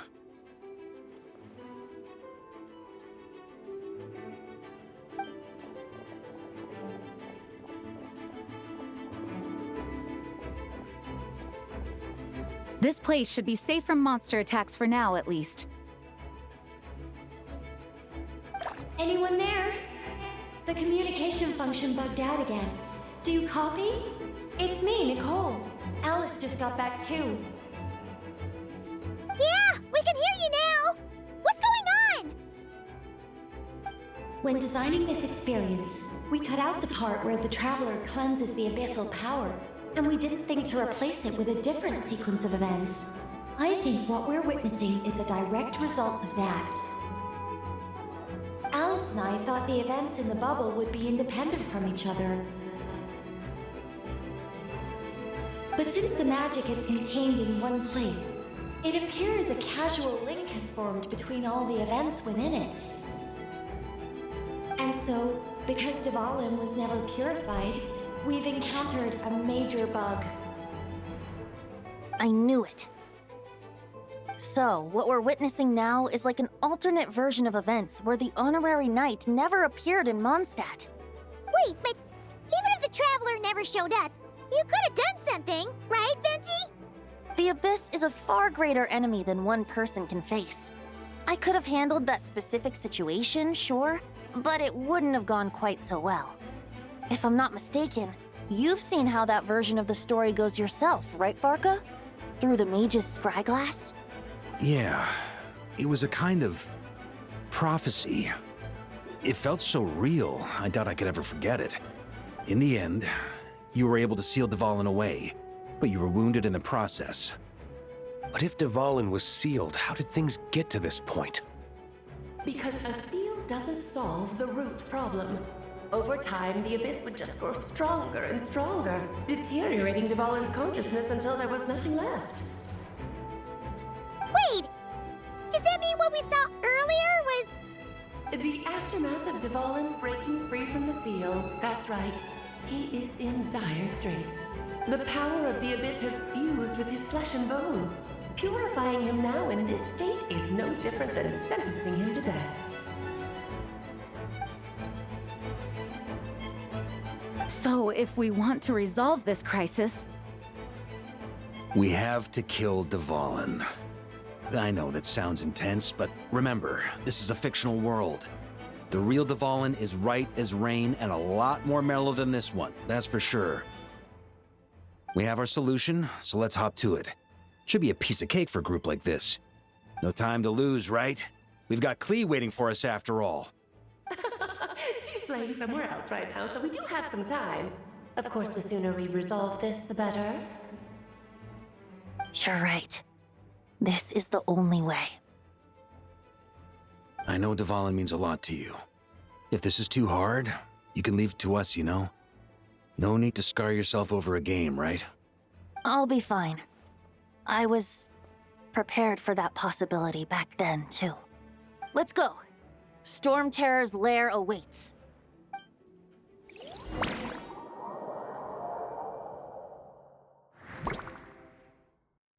This is it. Ready, everyone? More than. of course. I just hope I learned a thing or two since the first time around. Ha! Guess I'm the newbie, huh? Good thing I'm a quick learner then.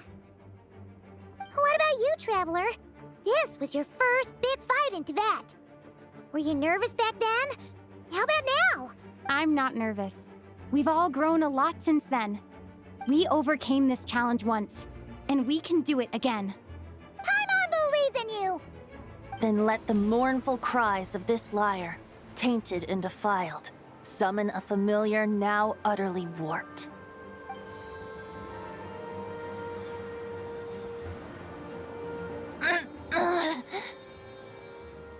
You alright, Barbados? Turning the surging abyss into musical notes is no simple task. But how could I claim to be the finest bard in Teyvat if I didn't rise to the occasion?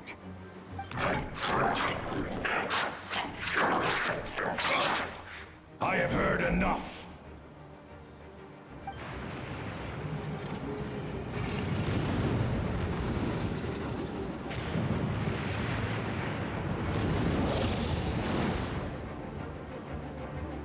You call me very so kind.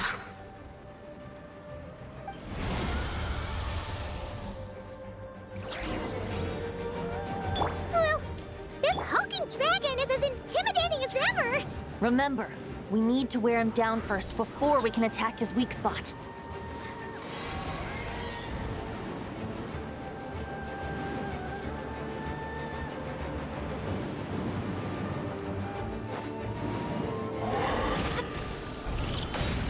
Time for retribution! Here we go. Time for takeoff. Let's play. Oh dear.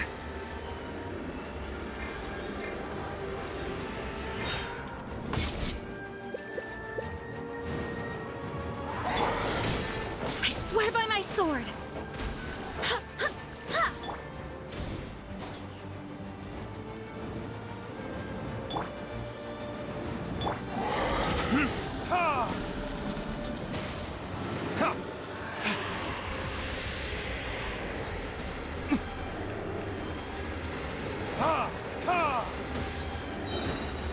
Verdict is...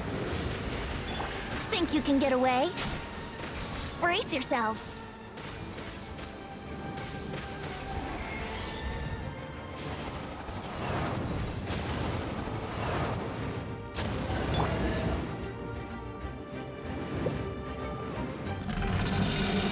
to switch positions.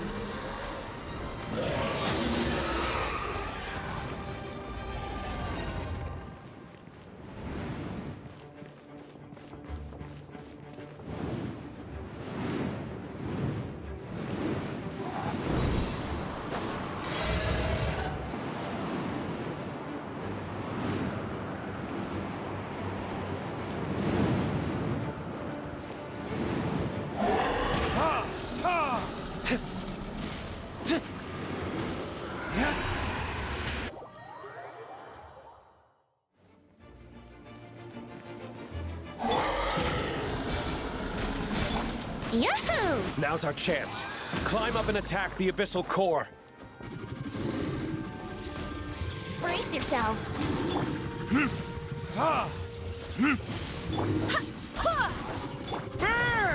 Up the ante! Charge! Duh. Nice job! One more to go.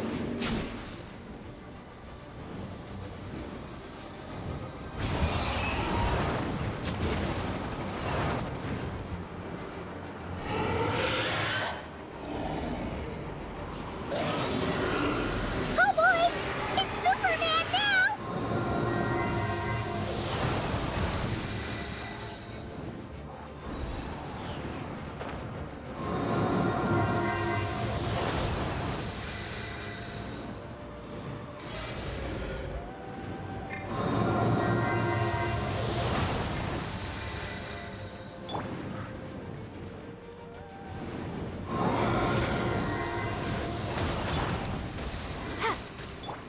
Burn!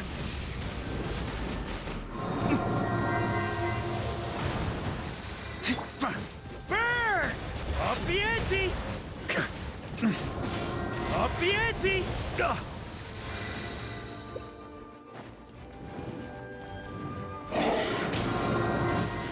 Thunder! Huh? Here?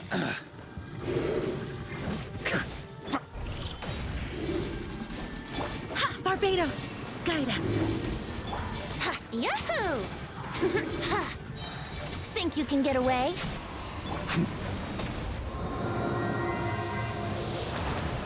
Here. On me.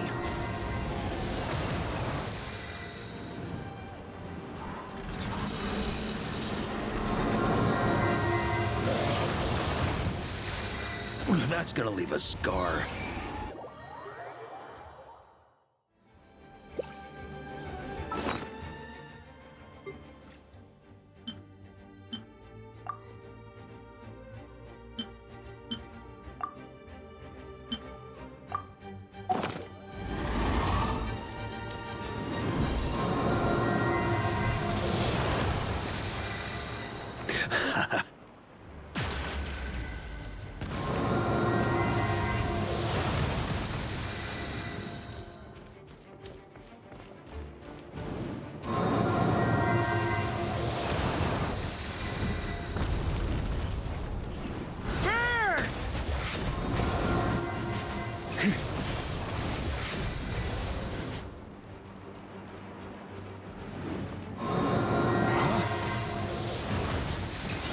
Thunder!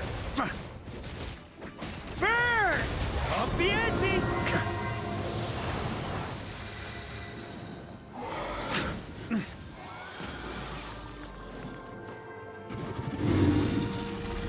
Up the ante! Burn! Ha! Ha!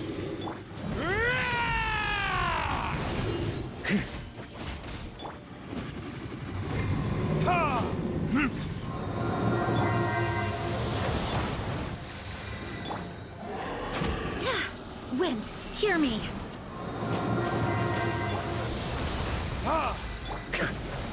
Up the ante! Thunder!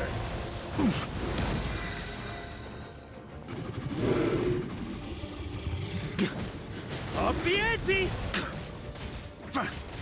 Burn!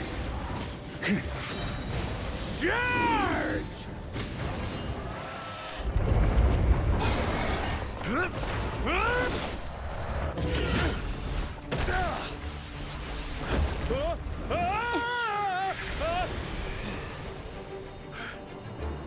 Thanks, Gene.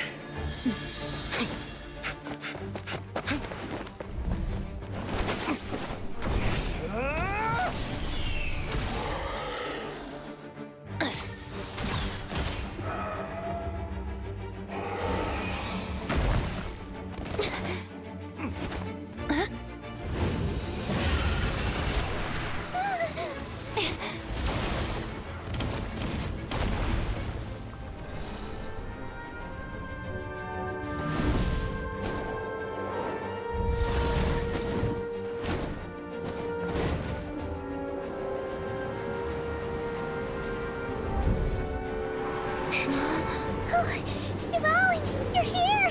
I follow the lyre's song, wherever it leads. Thank you. Looks like the mage's tale isn't over yet.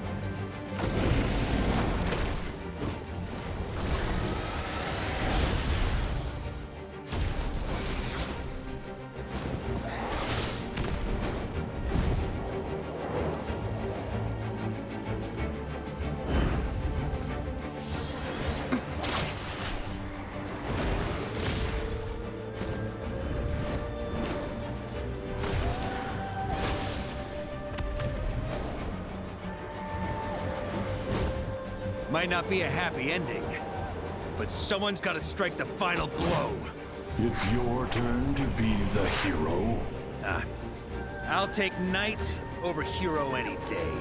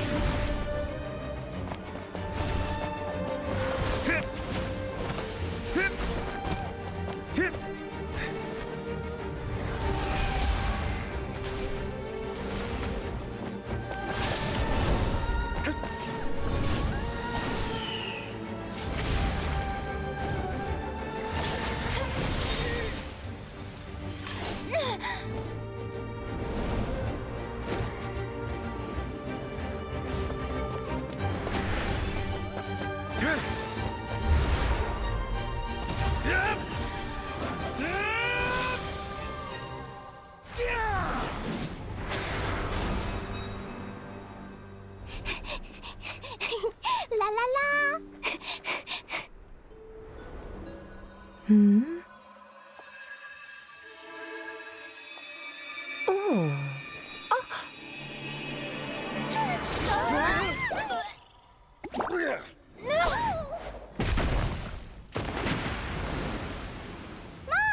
I'm here to play! Huh?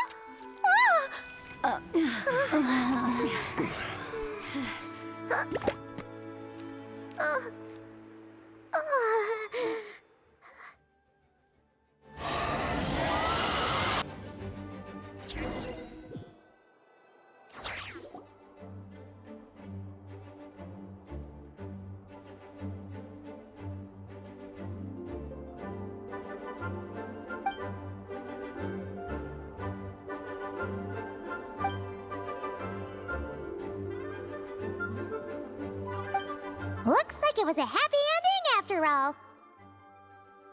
It was kinda like a choo-choo cart ride. It had its fun moments and its thrills. All in all, Paimon had a great time. Guess it wasn't without some collateral damage, though. Sorry about the window, Jean. It's fine. As long as the building itself is intact, I consider that a win. I'll arrange for the window to be replaced at a later date. In any case, we were lucky Dvalin arrived when he did. It would have been tricky to deal with a flying opponent otherwise. I suppose I could have created a gust of wind to whisk us up, but I'm not sure our gliders would have survived the process. Honestly, after everything we faced, I can't believe Alice still decided to bring Klee in there to play. She's a daring one, that's for sure. I mean, can we be certain there aren't other bugs that just haven't cropped up yet? I suppose that speaks to the confidence the mages have in their magical mastery.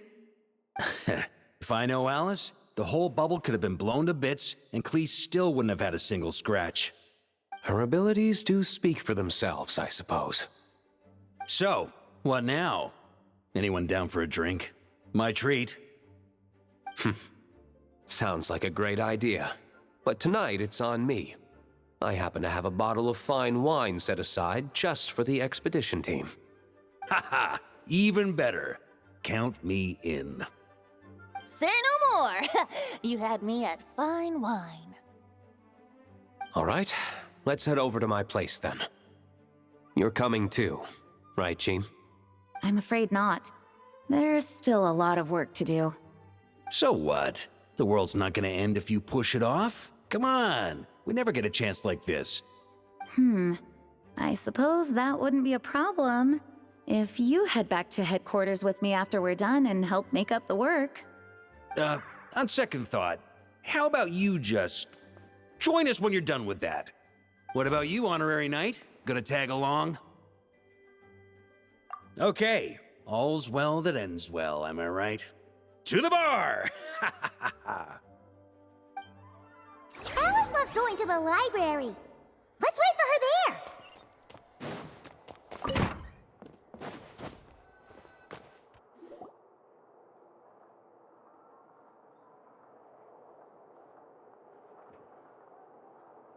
Looking for me?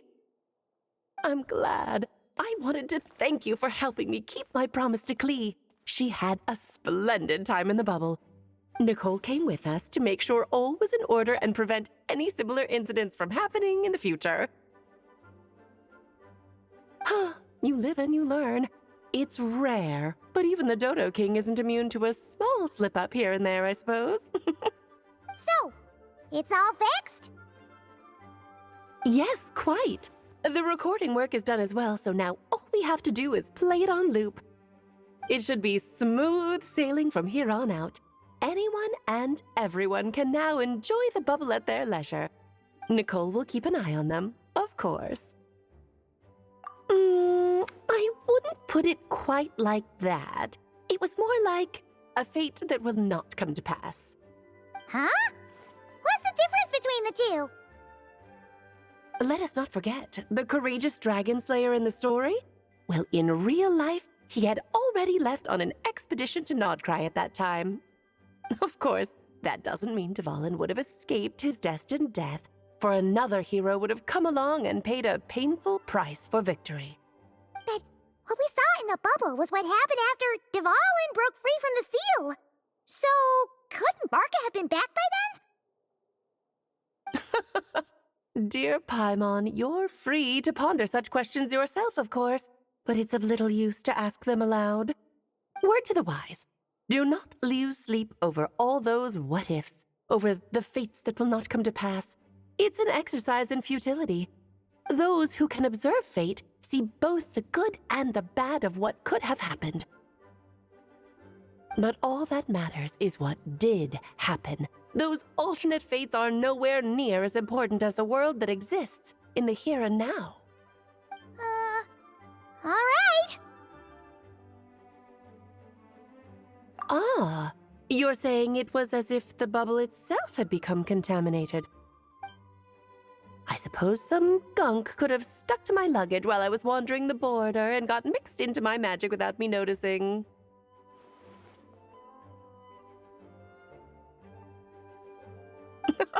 Just kidding. I would never be so careless. Your intuition is spot on, Traveler. What developed in the bubble was a nascent form of abyssal power that, if left unchecked, would evolve into the real thing. What? So it didn't come from outside? It just appeared out of thin air? The abyss is perilous, cunning, dangerous, obsessive, and most infuriating of all, a complete and utter mystery. I'm sure you've seen for yourself how complex it can be. The Hexen Circle has been observing its energies for a long time, and I think Barbalot's interpretation is the most accurate. The essence of the abyss lies in the hatred carried by all the fates that will not come to pass. This world is filled with conflicting elements. That one thing should happen signifies that a different possibility has been eliminated. these events can be small, almost trivial. I had Sweet Madame for lunch today, for instance. That means the Alice who chose tea break pancakes instead is no more. Of course, they can also be events that threaten the world, such as my friend Rhindotter's decision to tap into the abyss. In that instant, the tale of a future in which she remained pure was gone forever. So then, the question at the heart of it all is this: why must these fates be the ones to disappear? Ah, Paimon gets it! It's hatred that stems from not being chosen. Precisely. The magic we wove this time involved recreating the past. However, some of the variables we added allowed a certain amount of these unchosen fates to come very, very close to reality. And thus, the abyss showed its teeth. Of course, much like always, it is not existence that it seeks, but the destruction of all. In the end, though, it wasn't a huge issue. Things like this happen on the border all the time. It has quite the victim complex, that's for sure. It's obsessed with entering this world at all costs. And that is precisely why we must protect our lives and those of our loved ones. Because when you think about it, to exist in this world is to be a spark of luck amidst countless possibilities. How precious is that? Ah, Alice, you're here. I'm truly sorry about this, but per the regulations of the Knights of Favonius, I'm afraid I must send you to confinement. Whatever for? Things turned out just fine with the magic bubble. Besides, if that's what this is about, shouldn't Nicole come along too? It's not about the bubble. We received word that a number of fish have been injured as a result of explosions near Starfell Lake. As I'm sure you're well aware, fish blasting is strictly prohibited. Oh dear. Run, Klee! Save yourself! She's already inside. Guess it's a day of first for the Dodo King, huh? Oh, farewell, forever traveler. You shall never see me again.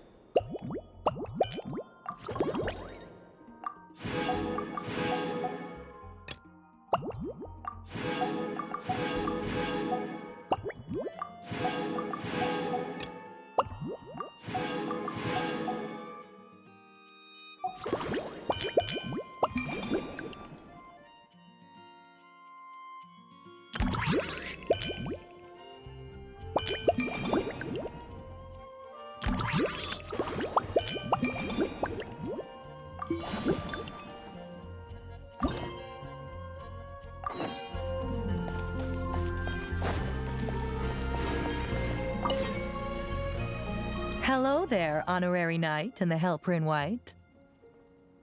It's so nice to meet you, Honorary Knight and Lady Paimon. Glenfidia, at your service. Looks like you're in a good mood, Hertha. And nice to meet you, Glenfidia. By the looks of things, you're about ready to open? Indeed. Thanks to some help from the Angel's Share and the Cat's Tail, our drink stand is ready to go. Besides all the classics, we also mix cocktails to order, and are currently offering a limited-time delivery service. Cocktails? Do you remember that time we served as bartenders at the Angel Share? And recently you've also shown off your skills at the flagship in Nocrai. We sure have come a long way, huh? The only thing is, our current drink selection is quite traditional, and it stopped feeling fresh long before the expedition began. To offer everyone some more exciting choices, we're planning to revamp our menu. But I need to get back to handling resident requests, and Glenfidia doesn't have much experience mixing drinks. Plus, we've got a whole bunch of outstanding delivery orders on hand. Honorary Knight, if you're free, could you maybe help us out for a while, just until my other squad gets back from the Stormbearer Mountains? You'll be amply compensated, of course, plus double pay for overtime, depending on your performance metrics. Paimon's not sure what performance metrics are, but she's happy to help with deliveries. As the best guide into that, Paimon needs to keep up with the changing times. Besides, this'll give her the chance to explore the city and stay up to date with all the recent goings-on. Working with you two is always such a breeze. I'll do my best to support Lady Paimon in any way I can. I'm very skilled when it comes to things like portioning out drinks. All right. Well, if you're ready too, then let's get to work.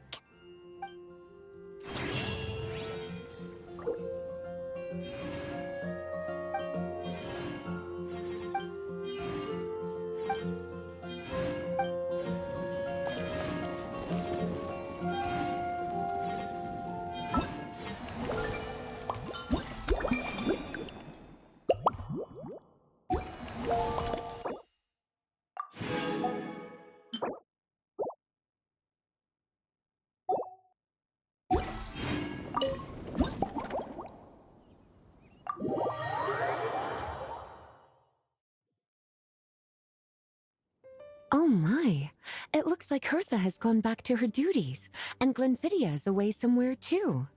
Has our dear cutie taken complete charge of the drink stand? Wonderful. Now I can order without worrying about ending up with one of the logistics company's specials. The type of drink that keeps you awake all night, leaving you no choice but to pass the time working. That's right, I'm just a carefree librarian now. If only there weren't so many people with overdue books, and I didn't have to go door to door to get them back. I would have dropped by to chat with you sooner, and try out your delightful creations, of course. Let me think. I don't really have a favorite drink. Just rustle me up something rejuvenating that'll lift my spirits. And if it could help me nod off to sleep later, that would be even better.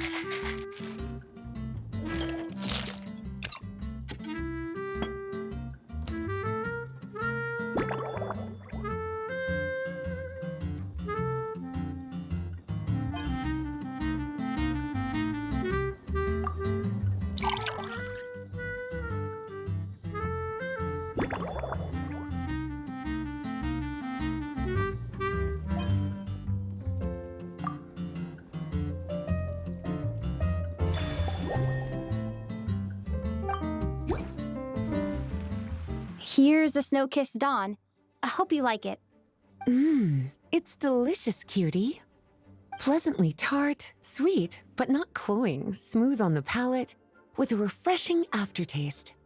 If anything, though, I seem to be feeling a little more energetic than I'd like. Perhaps you've unwittingly unraveled Glenfiddia's secret and concocted an even more effective pick-me-up? Don't worry, there's no rush. Your eyes are aglow with curiosity, as though you have many more questions to ask.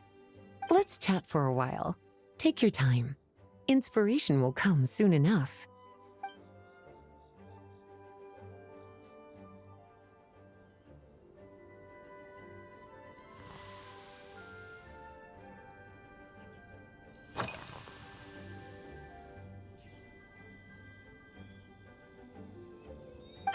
Since you're asking, it's been a bit of an unusual day.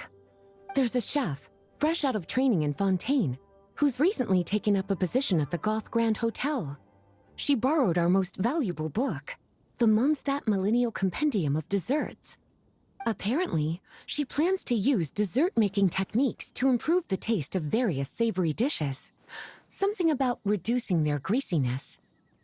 Indeed, and judging by the results, she rather overdid it with the caramel sauce. What should have been fragrant meat slices ended up tasting nauseatingly sweet. Caramel sauce is such a fantastic ingredient, you know? It never fails to please when added to drinks. Sometimes I even add a spoonful to my afternoon tea. Improving food, I suppose, isn't always about being as creative as possible.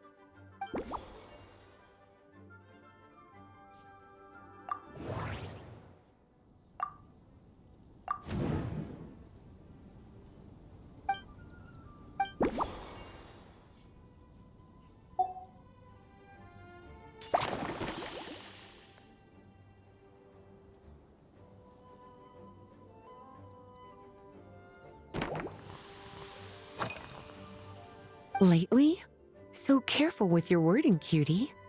Is that because you think that I, too, might have changed since we last met? Or simply because you can't remember? Not bad at all. A flawless answer. Back in my student days, I might have been drawn to every new and exciting ingredient I read about, constantly expanding my horizons and stepping out of my comfort zone. But now, I've grown accustomed to a life of comfort and routine. To paraphrase a certain Leo-Ed legal expert, my life is fast approaching a state of living out one's golden years in peace and comfort. I'm no longer so easily moved by adventure and excitement. I'm sure you remember, a few years ago, when we were adventuring together, you found me that sweet-tasting alchemical ingredient. Well, my tastes haven't changed a bit since then.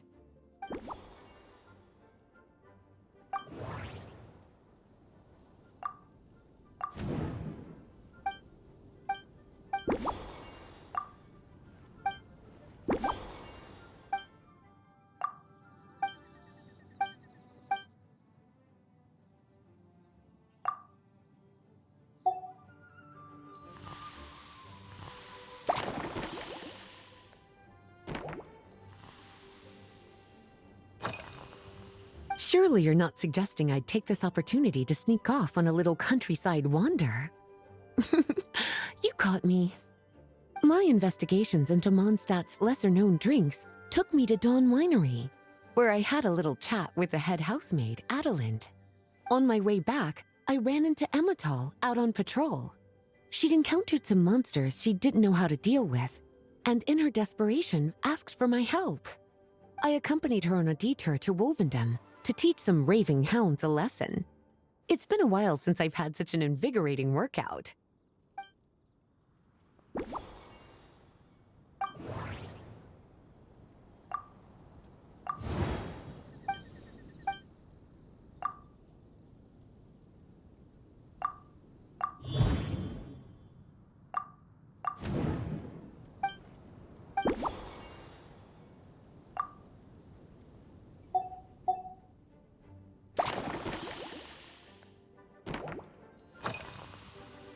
Oh, this? That was for another of today's little errands. A large contingent of the expedition team will be returning to Mondstadt soon. They've been away for such a long time, so there's a good chance many of their tastes have changed. Jean asked me to visit some of their families to try and get a better understanding of what new ingredients might satisfy our knights' changing preferences. Well, they've all devoted their blood, sweat, and time to protecting Mondstadt. They deserve some care and respect in return. Based on what I gathered, the most requested ingredient was cacahuatl from Natlan.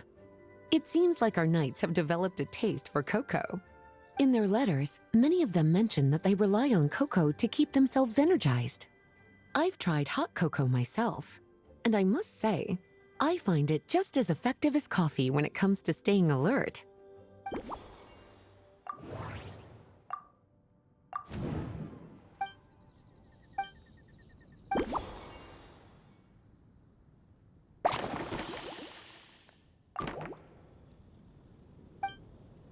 As expected, cutie, your brilliant mind has grown even sharper. Just a few gentle hints were all you needed to light that special spark of inspiration.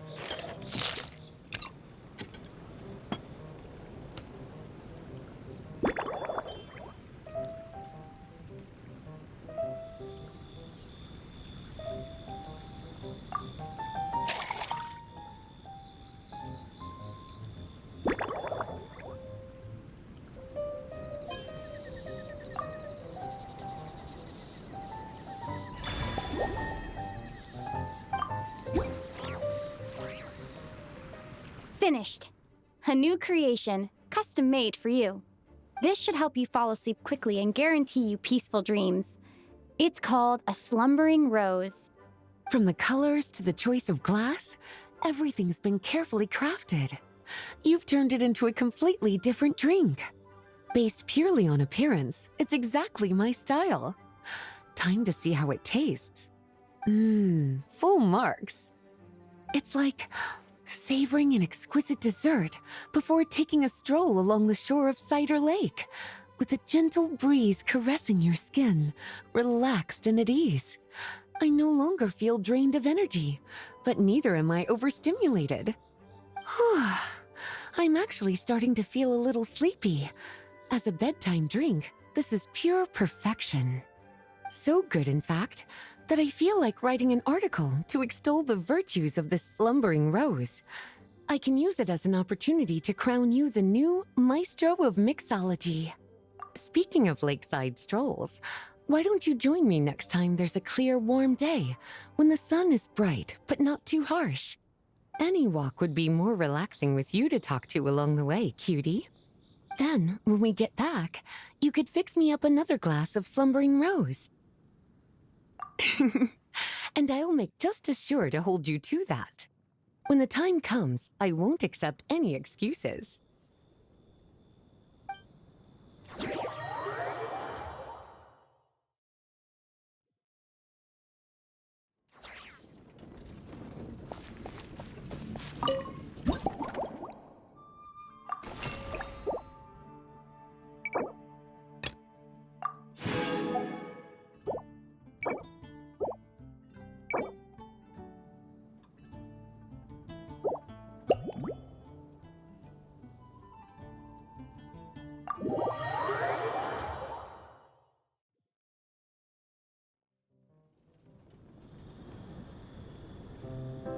Good afternoon, traveler.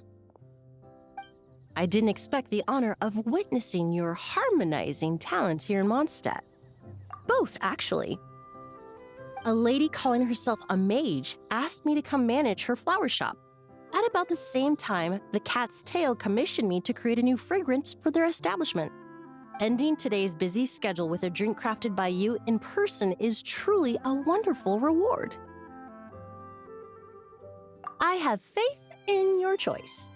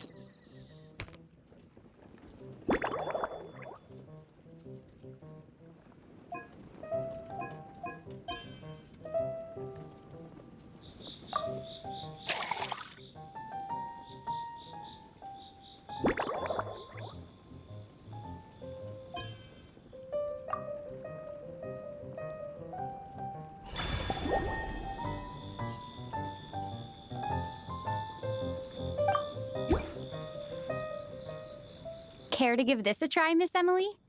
Your artistry is truly a pleasure to watch.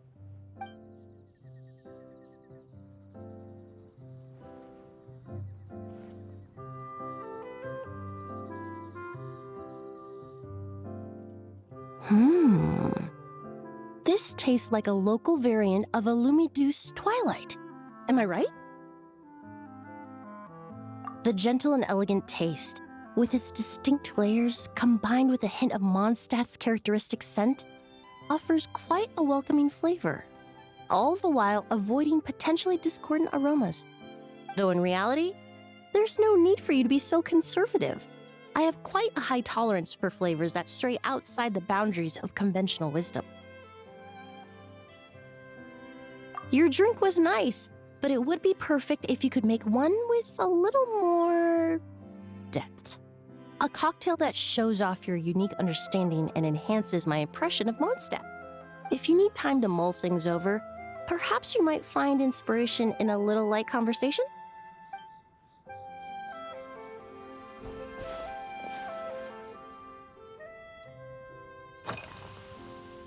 Oh, thank you for asking. It's been going well, though this trip to Mondstadt has presented some unexpected challenges. When I first got here, I was relying on a copy of An Overview of Aromatic Substances and the Human Senses to identify promising local ingredients from the Mondstadt region. To my surprise, my trial fragrance, which used Valberry as the primary note, proved far too sweet in the context of a tavern, relaxing people so much that they ended up feeling drowsy. The bartender with the beautiful ears, for instance, fell asleep right at the bar. Let's just say that sweetness isn't always a case of the more the merrier. Maintaining an appropriate balance is beneficial for both body and mind. Even in daily life, I rarely eat sweet food, and I try to avoid fruits like berries that have a high sugar content.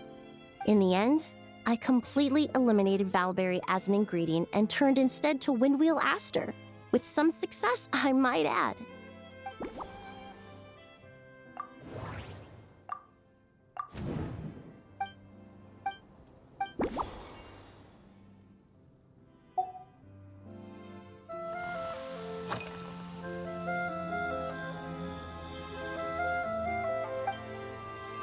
It really is.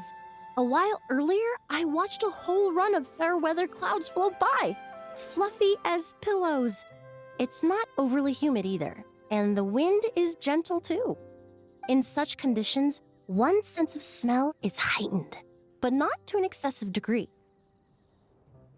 When scents are blended well, they naturally combine with the ambient context, leaving particularly powerful impressions.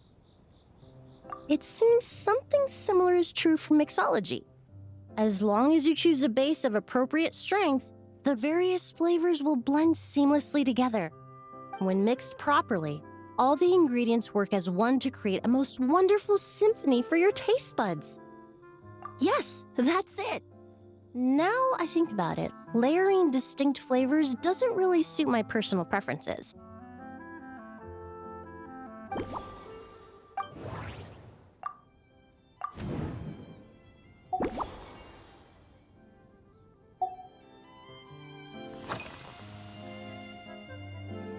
They're part of my reward from the flower shop owner.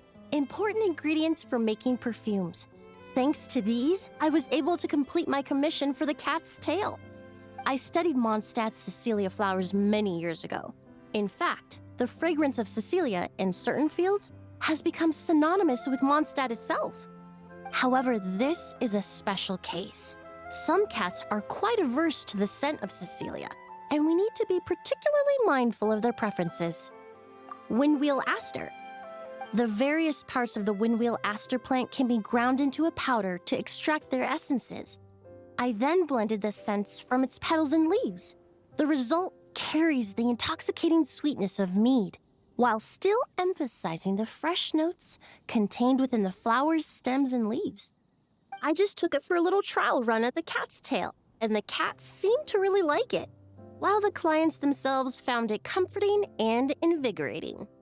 Extracting exquisite fragrances from ordinary overlooked ingredients? Oh, that's what truly brings me joy.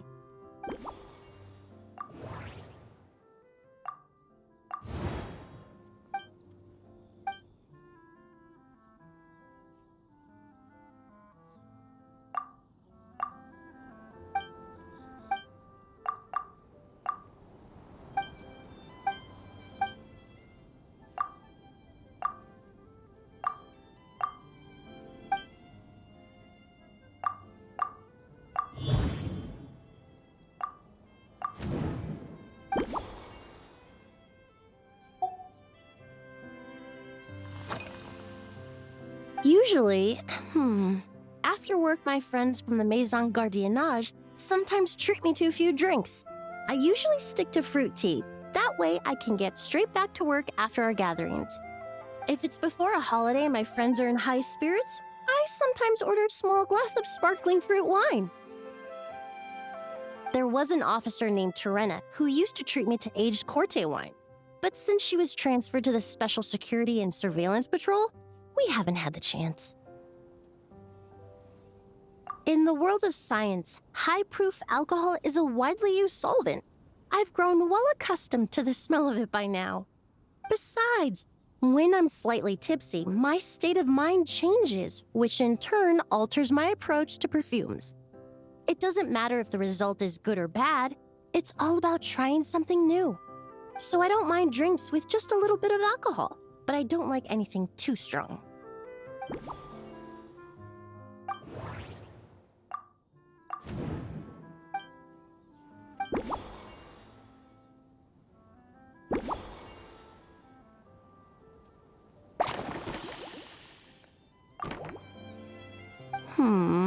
Just from our brief chat, you've already formulated a new concoction.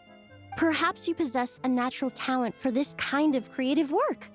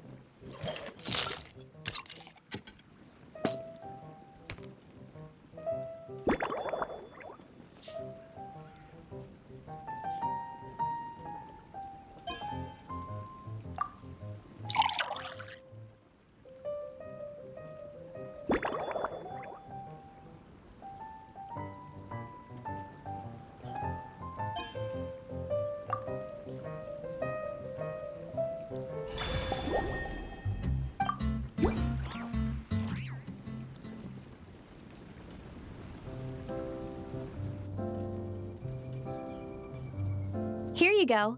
A new and improved Emily-inspired Lumidews Twilight. I haven't come up with a name for it yet. The colors are cooler and more refreshing, and the fragrance is delightfully subtle to match. Are these bright specks on the surface the crushed petals and leaves of windwheel asters? I'm sure it must taste wonderful. Let me try.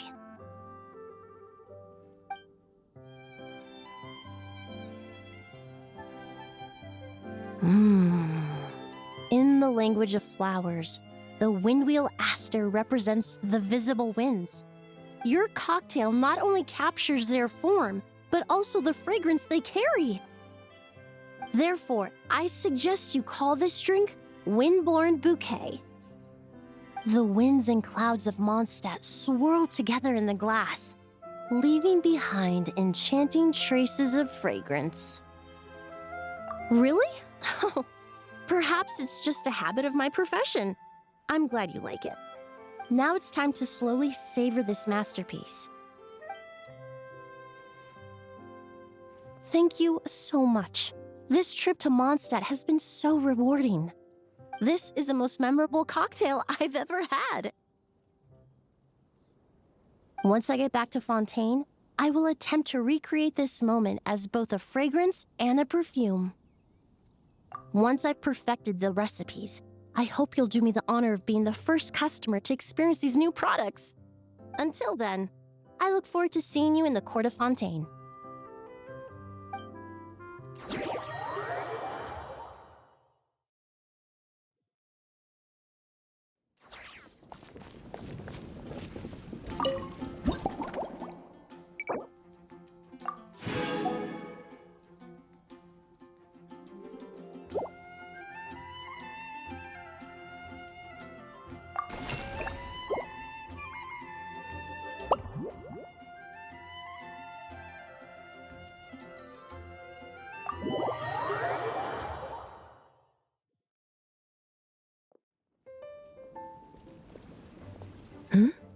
So you're looking after the drink stand now. If I'd known sooner, I would have stopped by this morning. I've got to say, I'm getting curious. I've heard a lot about your mixology skills. I wonder what kinds of drinks you can mix with the ingredients Glenfiddia has prepared. I don't have much of a choice. It's just one thing after another right now. First off, the Knights of Favonia's annual combat assessment is coming up. And this year, the standards are higher than ever. As the captain of the reconnaissance company, I have to lead by example. At the very least, I need to rank as one of the top 3 captains in the practical portion. So, I've been intensifying my training lately. Being a descendant of sinners means I have to work hard to maintain my position. I'll have you know I've never once neglected my duties. Anyway, on top of all that, the General Affairs Company has invited a renowned champion duelist from the Court of Fontaine to come here for a swordsmanship exchange. Since I'm one of the captains with the highest attendance rate when it comes to these things, and I'm fairly skilled with a claymore, I was chosen as our representative. I have to prepare thoroughly to make sure I'm a serious match for the champion duelist. And then after the exchange, I need to write at least 6 different reports based on the results. Oh, I sure could. Anything that'll perk me up would be welcome. I'll leave the details to you.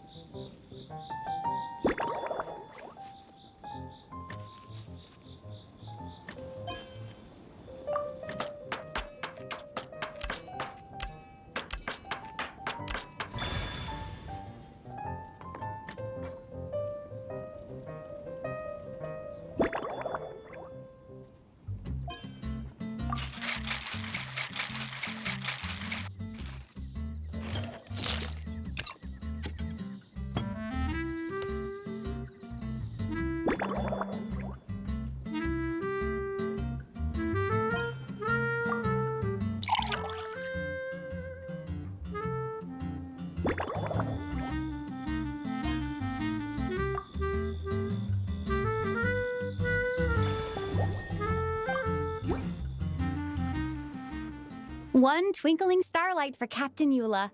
Hope you like it. Judging by your confident tone, I'm certain I will. Well then, I'll make sure to savor this thoroughly.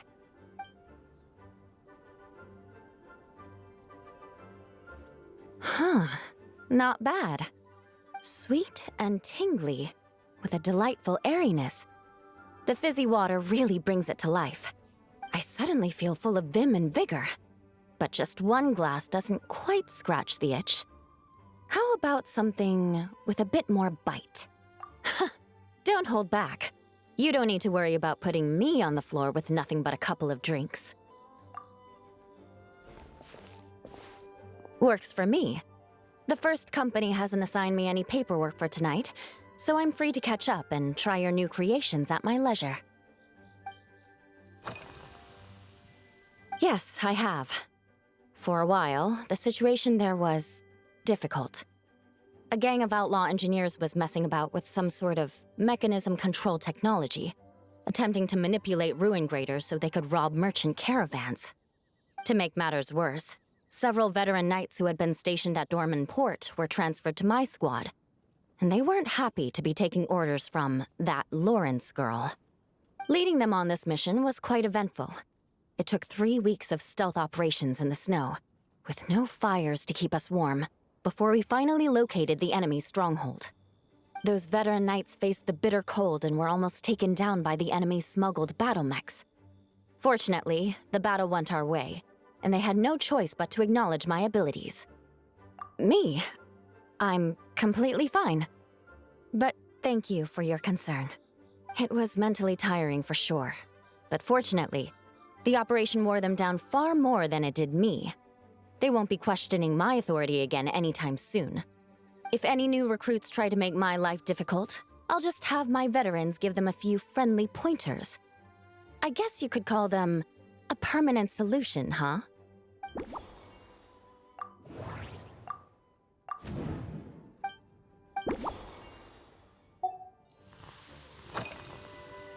That's right. The merchant I got it from called it Romaritime flower fruit extract. It has a very unique smell. Here, have a bottle. Oh, it's a necessary courtesy. In that book Miss Magistus lent me, The Blade Dancer, 20 Years On, it says, after a duel, a Fontanian swordsman will politely invite their defeated opponents to a banquet. To properly play host to Miss Clorand, I searched for quite some time to locate a rare goods merchant in Dorman Port who sold this juice. I had my doubts at first, too. But Amber said something that makes a lot of sense. She said that even if this custom doesn't really exist, following it still shows I've made an effort to understand Fontaine's cultural heritage. Besides, who doesn't like trying new things, right? I'll treat Miss Clorand to this juice at our post-training banquet.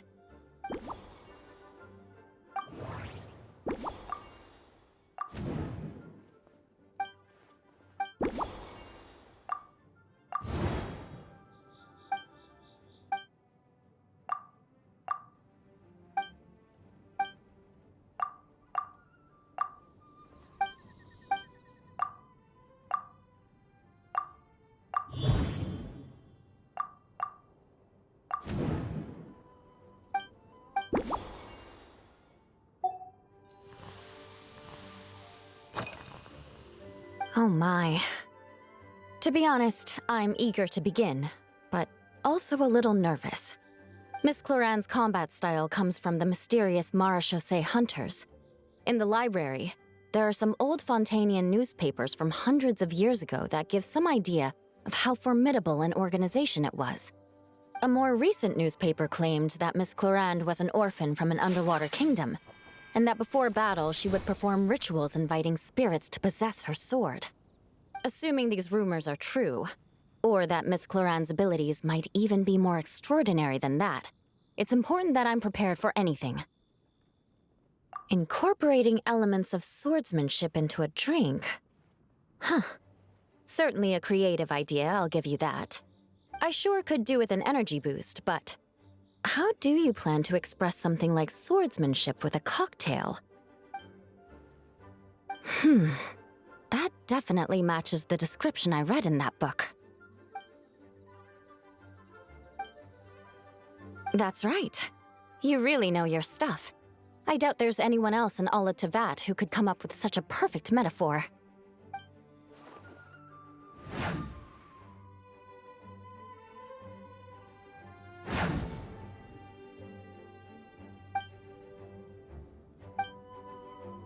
There's no need to make it sound so fancy. It's just an aristocratic variant of Favonius bladework, with a bit of personal flair. Firewater. In recent years, firewaters gained popularity the world over, following in the wake of prosperous Snezhnayan merchants. These days, almost every tavern has a signature drink that uses it as a base. You really are good. Why don't we try replacing the fruit wine with firewater? As for the alcohol content, that's not a problem. Plenty of the expedition team may have drunk themselves senseless with firewater. But me, I'm full of confidence.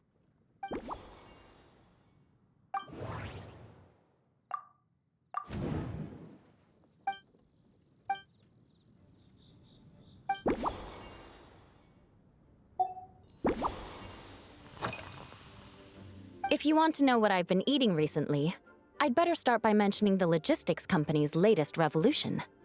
They launched a diet improvement initiative and started distributing a form of standardized canned food to knights operating in the wilderness. In the past, we only had dry rations. Every mealtime we had to set up pots and campfires, roll dice to choose a cook, and take turns standing guard. In all honesty, it was a bit of a hassle. Now we just need to bring our standard field rations, comprising of 5 cans and 9 paper packages. We can heat the cans by the campfire, and then we're ready to eat.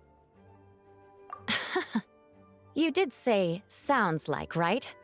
Our canned food supplier has quite the stellar reputation, and their regular meals are indeed quite good. The problem is, in order to meet preservation standards, they have to make their military-grade meals way too salty. The vice captain of the 5th Company, who has a somewhat dry sense of humor, went so far as to say, "This food's bad enough to bring down the wrath of Liyue's stove god." In any case, after eating it for a week, my taste buds have gone completely numb. You can hardly blame the logistics company. After all, it is hard to please everyone. Our feedback has already been submitted, and they should be working on fixing the issue. Of course, having fresh meals prepared in camp by a dedicated company chef is still the best option.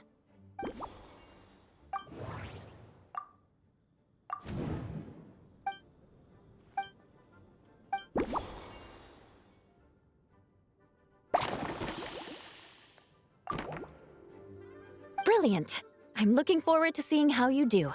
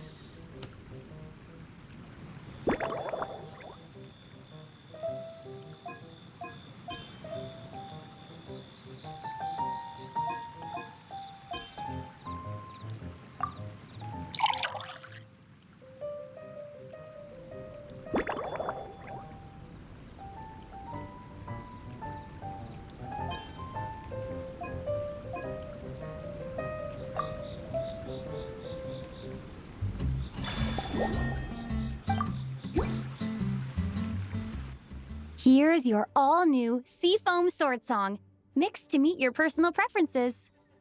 Oh my, what beautiful colors! And you even added my Romaritime flower fruit extract. The aroma is perfect, and I can smell the alcohol, but it doesn't stifle the fruity fragrance.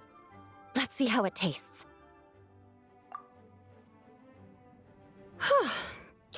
Give me a moment to come up with the right words. I need to think carefully. I know it's unbecoming of a lady, and a proper connoisseur would savor their drinks slowly. But I'm sorry, this is just too good to be true. Can you mix me another? Ah. Oh, no, what was I going to say? I've completely lost my train of thought. Whatever. I feel fantastic. This cocktail. Oh, it's the best I've ever had. I think I'm gonna head home and get some sleep. Don't worry about me. This is the happiest tipsy I've been in years. I'm still far from being drunk. By the time I've gone a few rounds with that Miss Chlorine and completed my reports, I'll have been on duty for 3 months straight. Jean. The acting grandmaster. Isn't it about time she gave me some time off? I won't be forgetting this injustice in a hurry. You mark my words.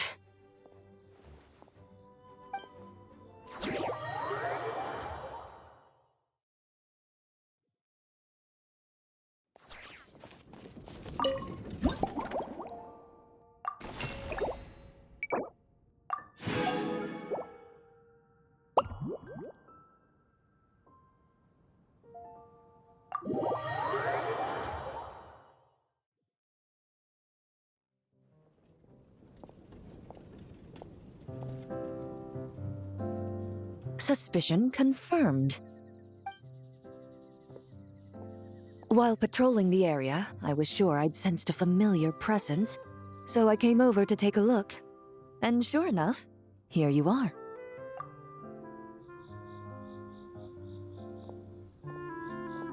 If Miss Charlotte were to see you like this, I'm guessing she'd take 100 pictures and write up a report. Sword-wielding traveler's secret side hustle.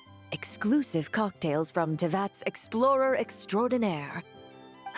You'd make the front pages of every major newspaper, and there'd be crowds of Fontanian tourists flocking to your drink stand, causing gridlock on the streets of Mondstadt. Luckily for you, I turned down Miss Charlotte's request to accompany me here, so you're unlikely to be seeing any scenes like that. Let's quietly celebrate this moment of peace. And on that note, I'd like a caramel glaze. That look on your face tells me you have a lot of questions you want to ask. Calm and effortless. I'm shocked to learn you're a real pro at this sort of thing.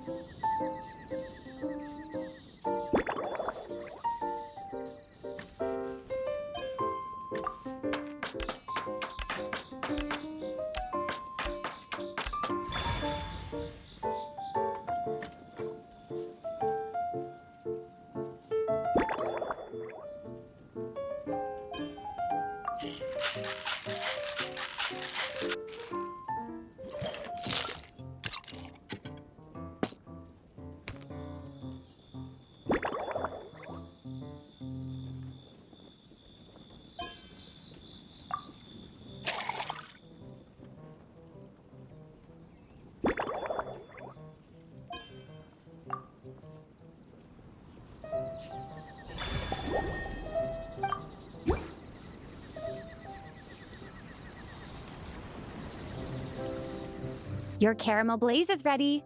Try not to drink it all in one go. Huh. It sure lives up to its name. The color reminds me of a raging fire, while that aroma really hits you head on.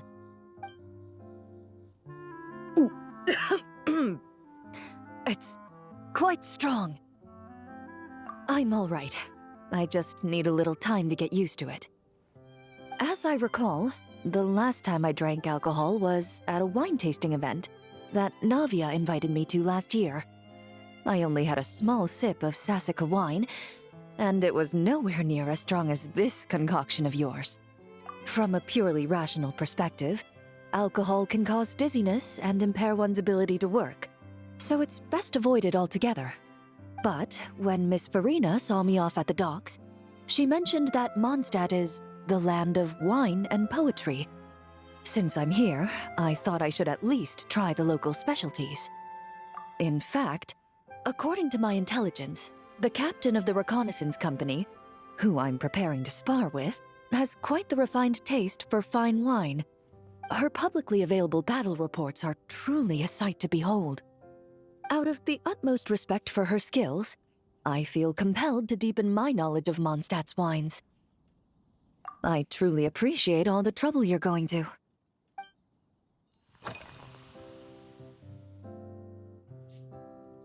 I've seen a little. I took a stroll around the city the first day I got here. Navia's done some rather extensive research on this place. Many of the scenes and illustrations for the tabletop troupe were inspired by views of Mondstadt. However, the way she describes the atmosphere in her world building is quite different from the real Mondstadt. The deepest impression I've got since arriving here is one of swords and shields. Perhaps because I've mostly just visited the blacksmith and the training grounds. Recently, the newer weapons and armor produced in Mondstadt have been created using a completely different heat treatment process from those in Fontaine, with a higher carbon content in the surface layer. While this has slightly reduced their overall toughness, their impact resistance has greatly improved. These newer weapons give off a smell like overbrewed coffee. Perhaps it's because that scent gave me such a positive first impression. You see, Fontaine's signature metalwork is often coated with a protective agent that contains Marcotte. Over time, the faint fragrance becomes overly sweet. And for some reason, it makes my teeth feel funny. I don't imagine the scent of Mondstadt's swords and shields would cause the same level of irritation. Of course, there is a solution to this problem. The next time you find yourself in Fontaine, there's another protective agent I can recommend. One that's as neutral as water, without any excess fragrance. If you also dislike being bombarded with sweetness, this protective agent should suit you well. Huh? Does that mean she's already finished her commission? Well, she's certainly efficient. Once I return to Fontaine, perhaps I can let Sijuin know that I'd be happy to purchase her latest perfume. I'm not sure I'd say that. On my way to Mondstadt, we happened to take the same boat. Naturally, we got to chatting. I've often heard Sijuin praise her work. After conversing with her on the journey over, I must say, she is indeed a rare and refined individual. She's gentle and composed, yet keeps others at a distance. Perhaps it's due to her profession. I find this approach ideal. It allows one to maintain a lasting sense of inner peace. Oh, thank you, but there's really no need to set anything up. Our work rarely intersects, and our social circles hardly make for a Venn diagram, if you know what I mean. Best to just let things take their natural course.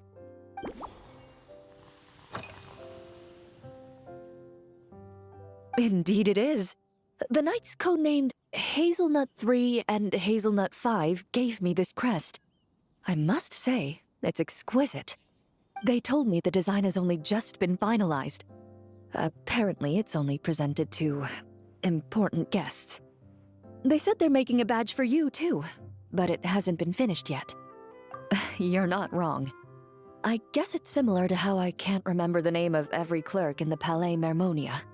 But I'm certain you'll get to know them in time. They're clearly seasoned veterans. Even though they work desk jobs, they still turn up in full armor. After handling my affairs, they headed to the tavern for a gathering, saying they wanted to continue last night's duel and determine who had the highest alcohol tolerance. Drinking barrels of beer the night before, yet being able to work with clear minds the next day. Whew. So what you're saying is, while Mondstadters may seem carefree, they actually have an admirable ability to know their limits when it comes to drinking. When I'm working, I often drink coffee. But with meals, I prefer a lighter tasting drink, like Buell fruit juice. Since I eat a lot of meat, the slight acidity of the juice helps balance out the greasiness. Over time, I've grown accustomed to the sour taste. After the swordsmanship exchange, the Knights of Favonius rather kindly treated me to some traditional Mondstadt cuisine. I had 8 different meat dishes, and all of them were excellent. The portions were huge, and only the highest quality cuts were used. Everything was cooked to absolute perfection. Of course, there was still room for improvement. When catering to tourists, the sticky honey roast and pile 'em up might benefit from a slightly lighter sauce. I've certainly tried all the red meat dishes. I think I've had enough calories to sustain 3 days of vigorous work, so I've had to decline all subsequent dining invitations. To be honest, I can still taste the grease. There must be a way to cleanse my palate.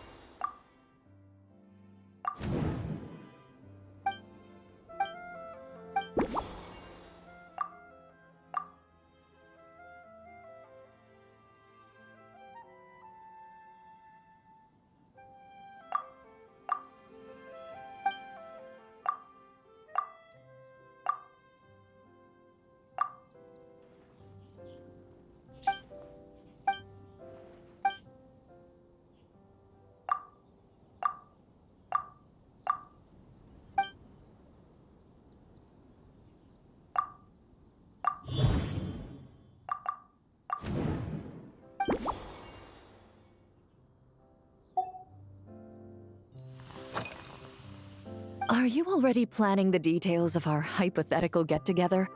Based on my previous experiences with alcohol, I'd guess my tolerance is similar to Emily's. Fruit liqueur is probably my limit. So when the time comes, I think you'd be best off mixing similar drinks for the both of us.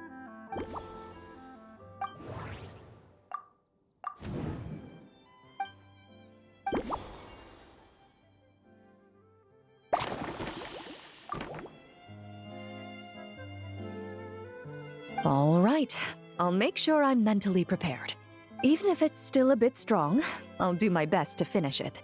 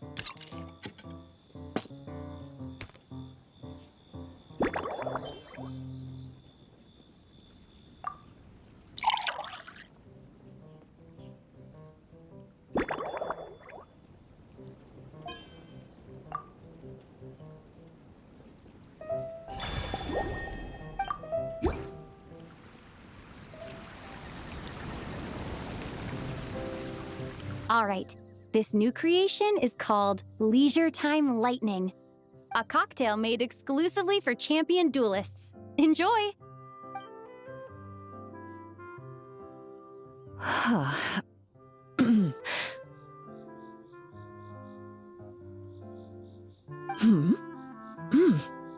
Have you added fruit wine?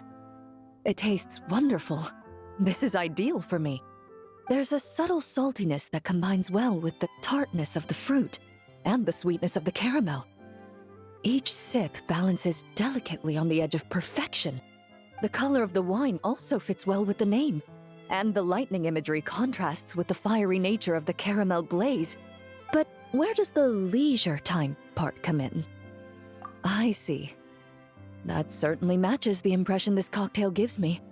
Its unique aroma and taste will hold a special place in my memories of Mondstadt.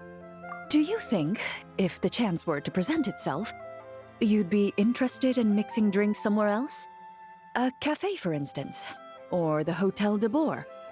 Mostly for Navia and Miss Farina's sake. Though obviously I'd be more than happy to try more of your masterpieces myself.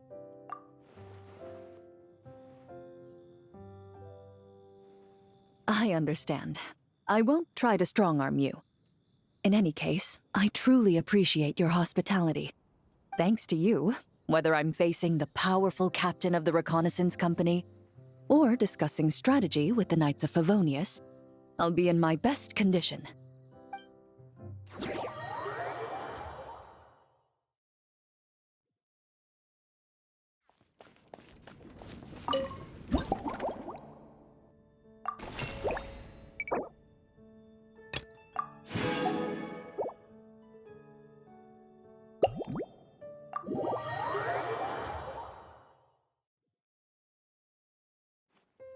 Huh?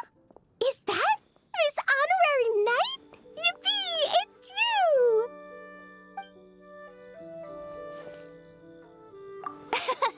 Auntie Eula told Klee that Miss Hertha had found someone amazing to help out. Seeing you here, Miss Honorary Knight, Klee knows this must be the best drink stand in all of Teyvat. You mean this stand isn't already the best? Well, out of all the drink stands Klee's ever visited, Miss Honorary Knight's is easily the best. And no matter what drinks Miss Honorary Knight makes, Klee will definitely think they're yummy.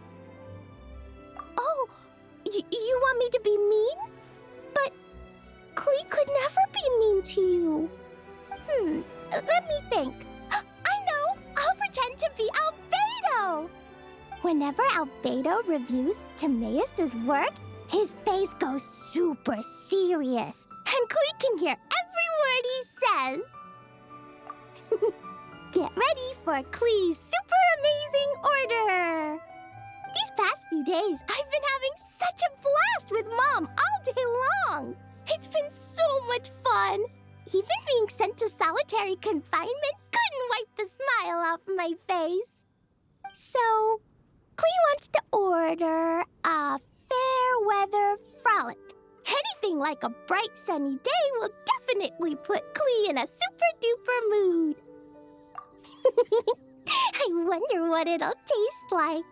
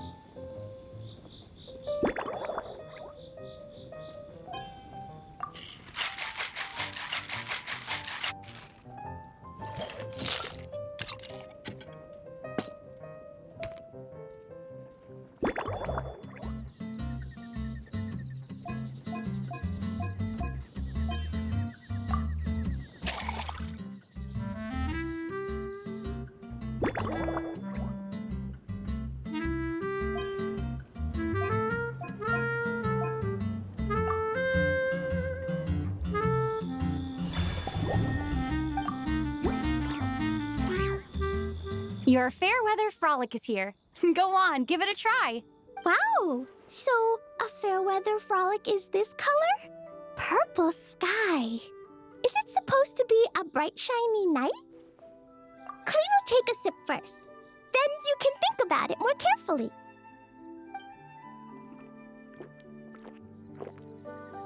Ah, finished.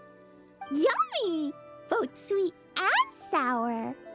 If Clee drank this while eating grilled fish, I could definitely gobble down 2, or 3, or 4, or even 5. But one drink isn't enough. Clee wants to try a drink that tastes like cake. Clee doesn't know what drink to choose. Why don't we decide together, Miss Honorary Knight? Yeah, when Clee gets back home, I'm gonna eat some salted nuts while reading my book. Clee used to eat cake after dinner, but Master Jean said it's too sugary, and it's not good to eat sugary things before bed. Apparently, it makes you chubby and gives you toothaches. So, Mom got some advice from Auntie Barbie, and now she gives me nuts instead. She says they help my brain remember things better. Nuts don't have much flavor. It's like chewing on grass, but they're okay if you add a little salt.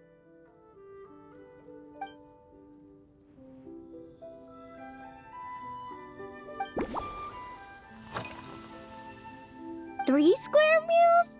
Clee often eats 5 meals a day, sometimes even 7. Adventuring takes a lot of energy, and if I eat too much at once, I can't run so well. So, it's better to eat lots of smaller meals. Albedo used to prepare all Clee's meals, and my lunchbox was always arranged so neatly, just like a pretty painting. When Albedo's busy at Dragonspine, Clee goes to eat with the other Knights of Favonius. Kaya's camp is usually the neatest, while Amber sometimes camps in the trees. It's so much fun. Oh, and Auntie Hertha makes the best food. When my mom comes back, there'll be even more yummy food to eat. There's this one dish where she takes loads of different fish and makes them into little pudding cubes. It's called Rainbow Fish Jelly. Her Chocogo Crunchy Slices are fantastic, too. It's her newest creation made with chocolate and cookies. They're a little bitter, but they're crunchy. They smell scrumptious, and they have a really sweet aftertaste. Whenever I eat them, I feel so full of energy. Next time, Clee will have to bring some for you to try. Yeah, Mom gave me an amazing book recently. She said I have to read 1 chapter every night, learn something useful, and then go to bed early. That book taught Clee how to make something called propellant. Now Jumping Dumpty can go Fwah! And bounce even higher. It's not hard at all. In fact, it's a lot like making bombs. You just have to be careful when trimming it down. It's like sharpening a pencil that could suddenly go boom. Bedtime's an important part of Clee's schedule, too. Mom sits by my side and tells me all kinds of wonderful stories. She has a lamp made of gemstones, and when she turns it on, it goes kabling and lights up the ceiling. Yeah, when something happens in the story, the lights on the ceiling make pretty pictures. Sometimes Mom falls asleep before the story ends, so Clee has to tuck her in instead. As soon as Clee learns how to use the lamp, I can come tell you stories, Miss Honorary Knight. Clee has memorized so many wonderful stories, enough to make everyone happy every day.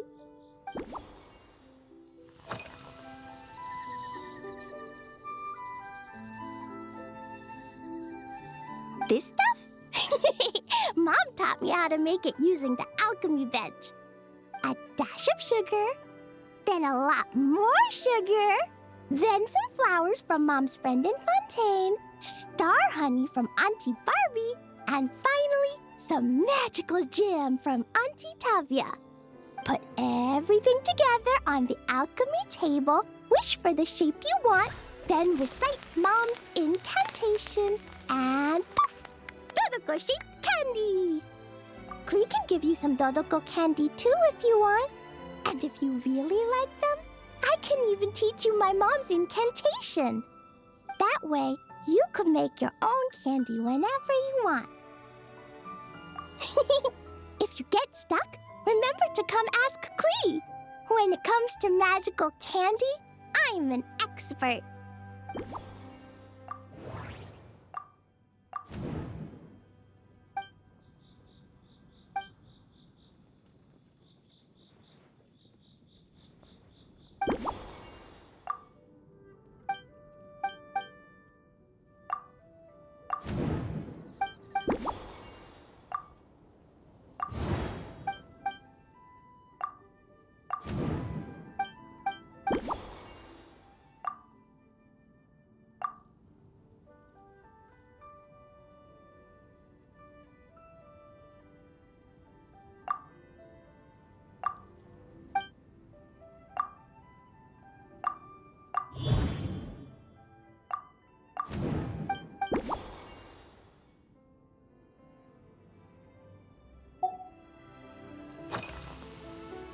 Oh yeah, Klee still wants to eat sweet things, like cake, for example.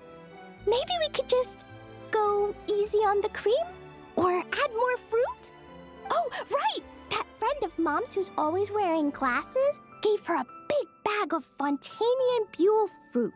They're so round and rolly. Klee ate a whole bunch of those, and they were super sweet. But Master Jean said it was okay, because sweet fruit isn't the same as sweet sugar. So if Klee really has to eat nuts, maybe I can just soak them in some fruit juice first?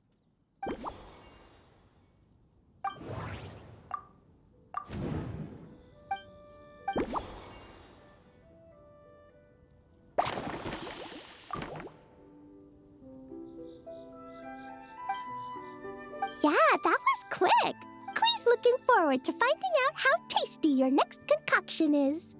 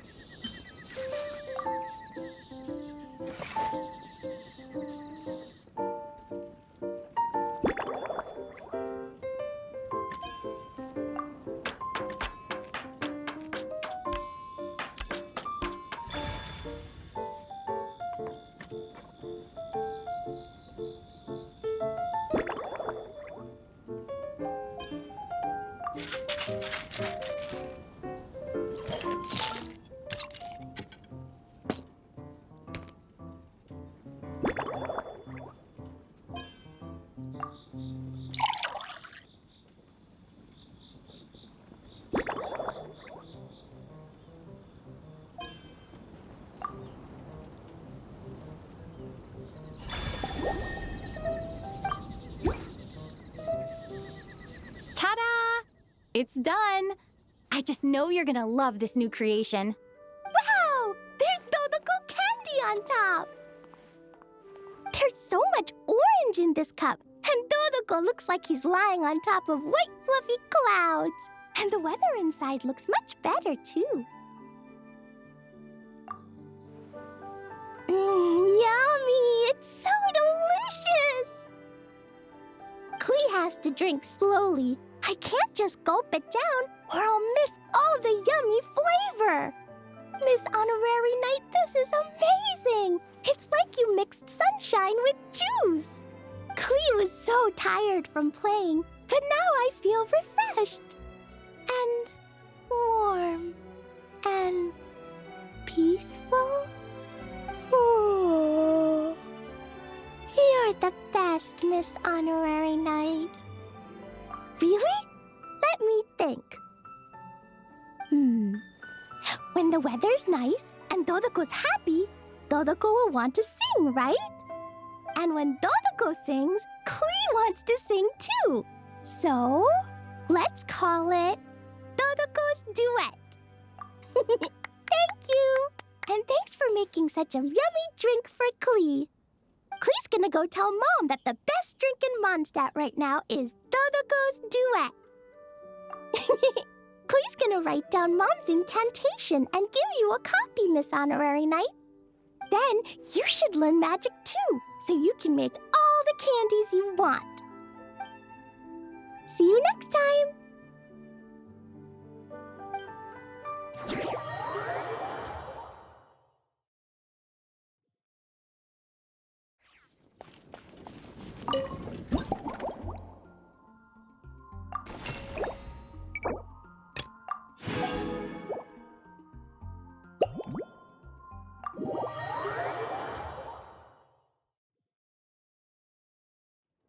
Ha! So Hertha's even roped our honorary knight into helping with this little venture. Now that I'm finally free to relax, it's time to start doing just that. Can't wait to see your skills in action. Give me something that goes well with casual conversation, but still packs a punch.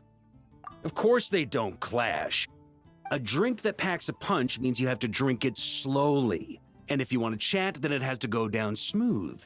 So, something with a sweet aftertaste. A conversational connoisseur requires the perfect balance. The most suitable choice on this menu would be the Thorny Lake. It's a drink with a real kick that you can find in almost every bar. It's not enough to know the recipe, though. The key is in the mixing. Some bartenders choose to stick to the tried and tested basics, while others like to add their own personal flair. That's the spirit. Now, show me what you've got.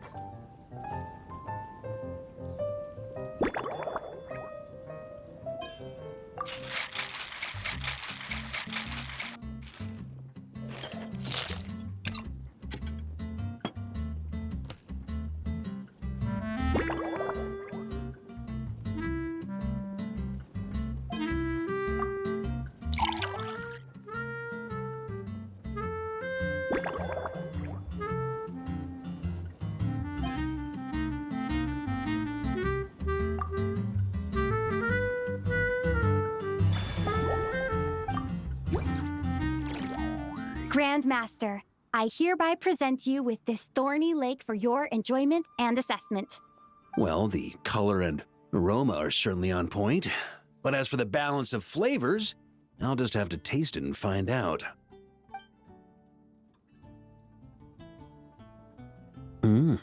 Not bad. You haven't overdone or skimped on any single ingredient. Though, unfortunately, it's a little too, polite for my tastes. Perhaps I should have said modest. You followed the formula to a T, but if anything, you've played it a little too safe. Were you worried that deviating just a little might disappoint me? Hey, we fought side by side and dealt with things that even gods were loath to meddle with. Ours is a friendship forged in the margins between life and death. That said, if you ask me, you can ditch the nerves and work your mixologist magic. I'm looking for something that shocks the senses. Mull it over, there's no rush. We can chat while you think. Who knows? You might just find some inspiration to mix in with your magic. It's a treasured place that the Knights of Favonius have maintained for years, so it makes sense that it's become the go-to location for organizing such things. I heard that while the expedition was underway, you were a great help in giving those left behind the opportunity to put their energy to good use. Sometimes, I look through the photos I've been given from those events, though unfortunately, there aren't enough to include everybody. My conclusion is that Mondstadt needs to do more to popularize the camera.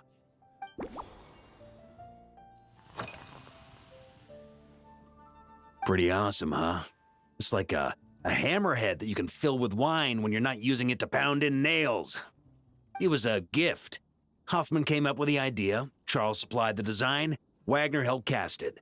And about 10 or so knights chipped in to pay for the materials. They've been waiting to have a good drink with me, and this is my crucial weapon to aid me in a fair duel with them all. I'm the Grand Master, after all. I've been drinking a lot longer than them. I've practiced more assiduously, and I have a bit more meat to absorb the blows. So it's only fair to my subordinates that I drink a teensy bit more per round. Wouldn't you agree? Of course, some of them have been training as long as I have, and those ones won't be getting any special treatment. Take Hazelnut 3 and Hazelnut 5, for example. Both were skilled warriors who helped me deal with Eric back in the day. But nowadays, I have them helping Jean with miscellaneous duties. At today's after-work cooldown, they insisted on trying to keep pace. In the end, they lost our game of darts and ended up passed out on the floor. I've already told Jean that I won't be approving their leave request for tomorrow, no matter what.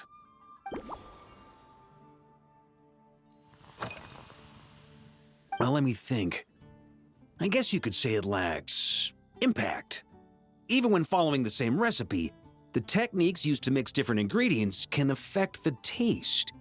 Sometimes, deliberately creating layers between spirits can bring out the different waves as each one hits the taste buds in sequence. In this regard, too, you've taken quite a tentative approach. Why not be a little bolder? Ha ha ha. You catch on quickly. No need to explain further.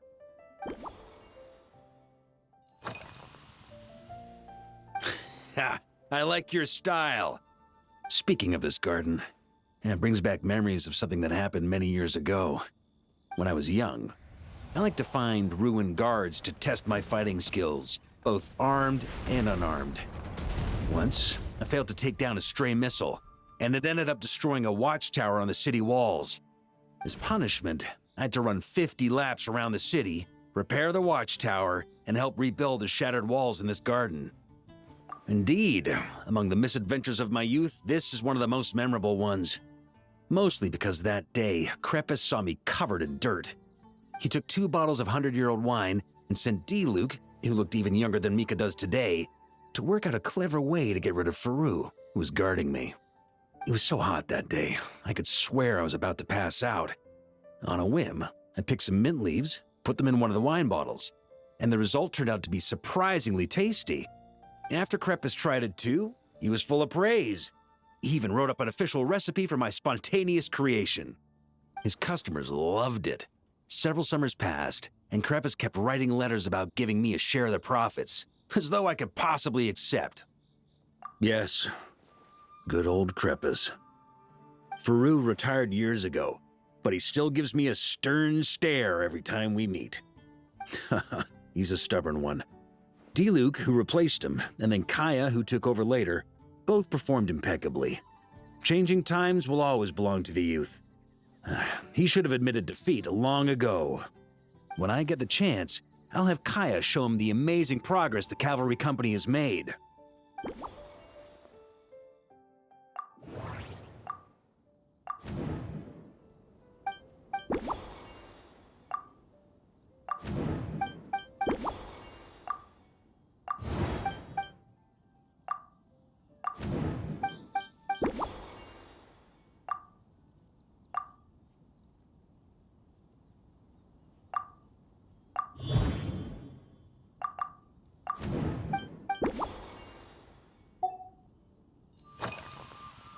If I were in charge of organizing events, well, I suppose everyone would revolve around fine wine, or at the very least, there would be some sort of tasting involved. For example, we could go all in on this drink stand and open it to the whole city, with every company of the Knights selecting one or more mixologists to compete against each other. It's only a thought. Can't let things get too out of hand. If I were to actually throw a grand banquet, Jean would come after me with her sword drawn. Even Frederica would launch a punitive expedition. While in Nodcry, we had a rule that knights must never get drunk while at their posts. Otherwise, it could lead to dereliction of duty with serious consequences. Exactly. As expedition members return to their companies, my hope is that this rule will gradually spread to everyone in Mondstadt too. Just like firewater and Smedina, these non-cry delicacies have made their way into Mondstadt's households and become part of people's daily lives. Young people need to learn restraint. At the end of the day, no one should be biting off more than they can chew. Unless it's someone near my level, they shouldn't even be thinking about enjoying a light buzz when they've still got work to do. Most people would just end up a whole lot drunker than they'd like. You should come practice with me on weekends. Trust me, once I've drunk them under the table, they'll be swearing off wine for a whole week.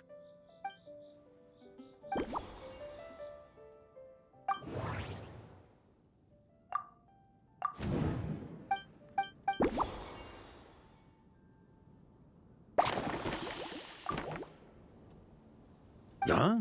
Oh, feel free. Whatever you're about to do, I've got a feeling I've hit the jackpot.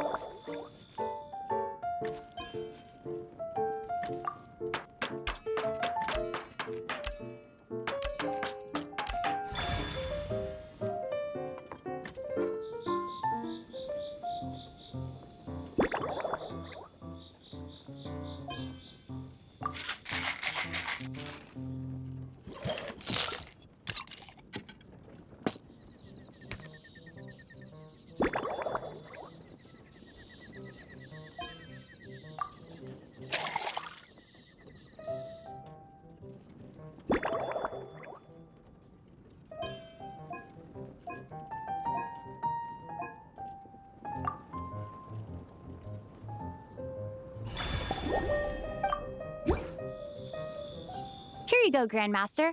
A cocktail just for you. I guarantee you won't find this one too polite.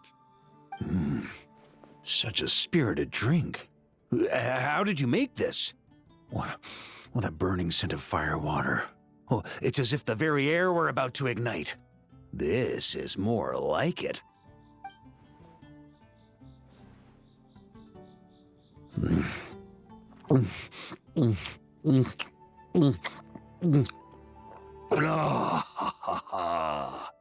Perfection. It's clear that once you let go of your inhibitions, your talents really shine through. That first hint of mint is like a cooling feint that masks the firewater underneath. By the time the sweetness dissipates, the firewater has already slipped in behind your guard, ready to deliver a powerful strike of intense flavor. Oh, it's exactly the impact I was hoping for. That's the most ingenious part. Firewater's greatest flaw is a lack of aftertaste, but the Smedina perfectly maintains the flavor at the peak of its intensity. It's hard to imagine something this good was created by a mixologist who doesn't even drink firewater. I think it has the potential to become a firm favorite in Mondstadt and Nodcry. Iron Wolf. Oh, perfect. It's elegant, yet wild. Only you could come up with such a fitting name. Oh, I have an idea. Why don't we name our Knights of Favonius' drink stand after you? Let's call it the Honorary Knights Cocktail Shack. No time to waste. I'll go have a word with Glenfidia right away.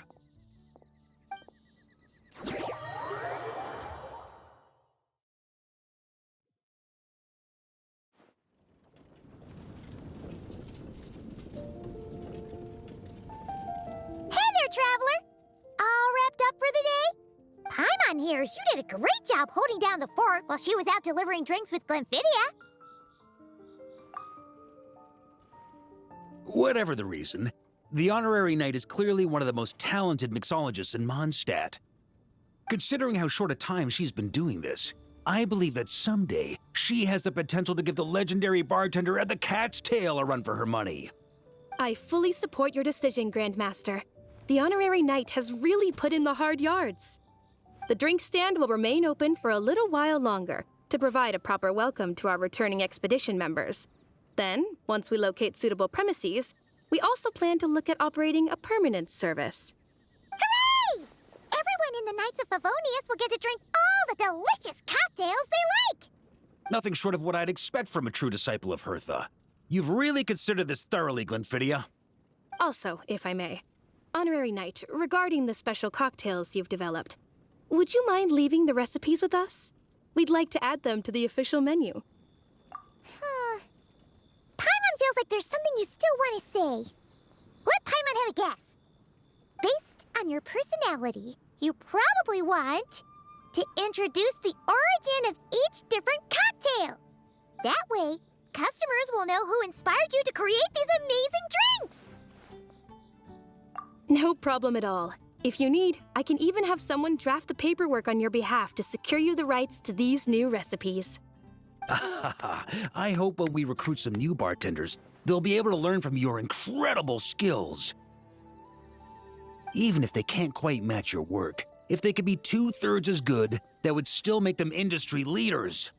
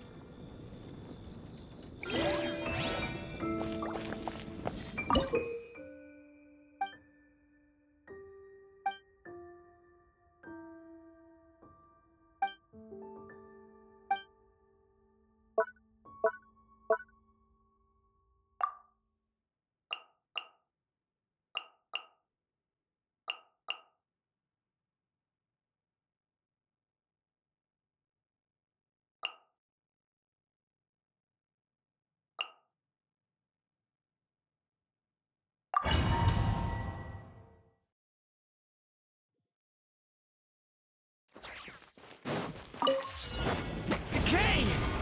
New life! Burn!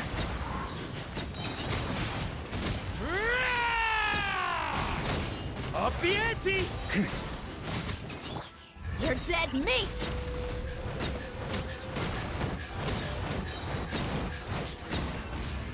Look alive! The story has only just begun! Watch! Charge!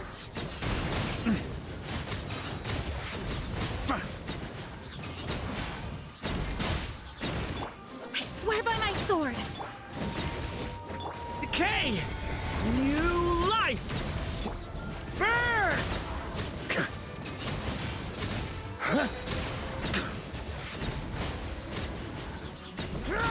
Maria sweeping in! Flash! The story has only just begun! Leave it...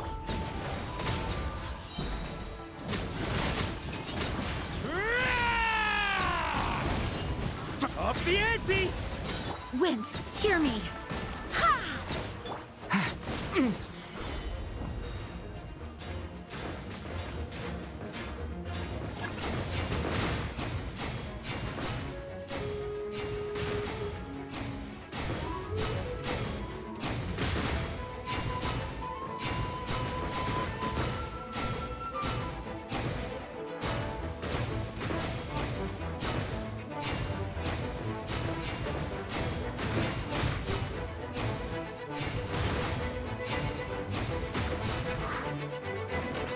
Decay! New charge! Burn! I swear by my sword! You asked for it!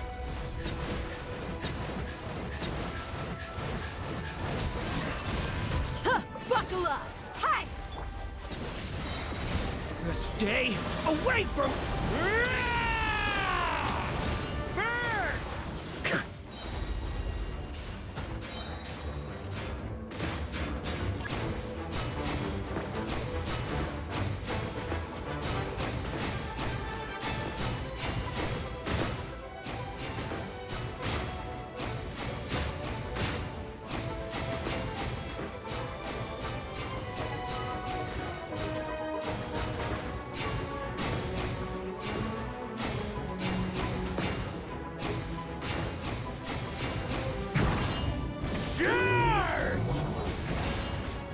Decay! New life! Stay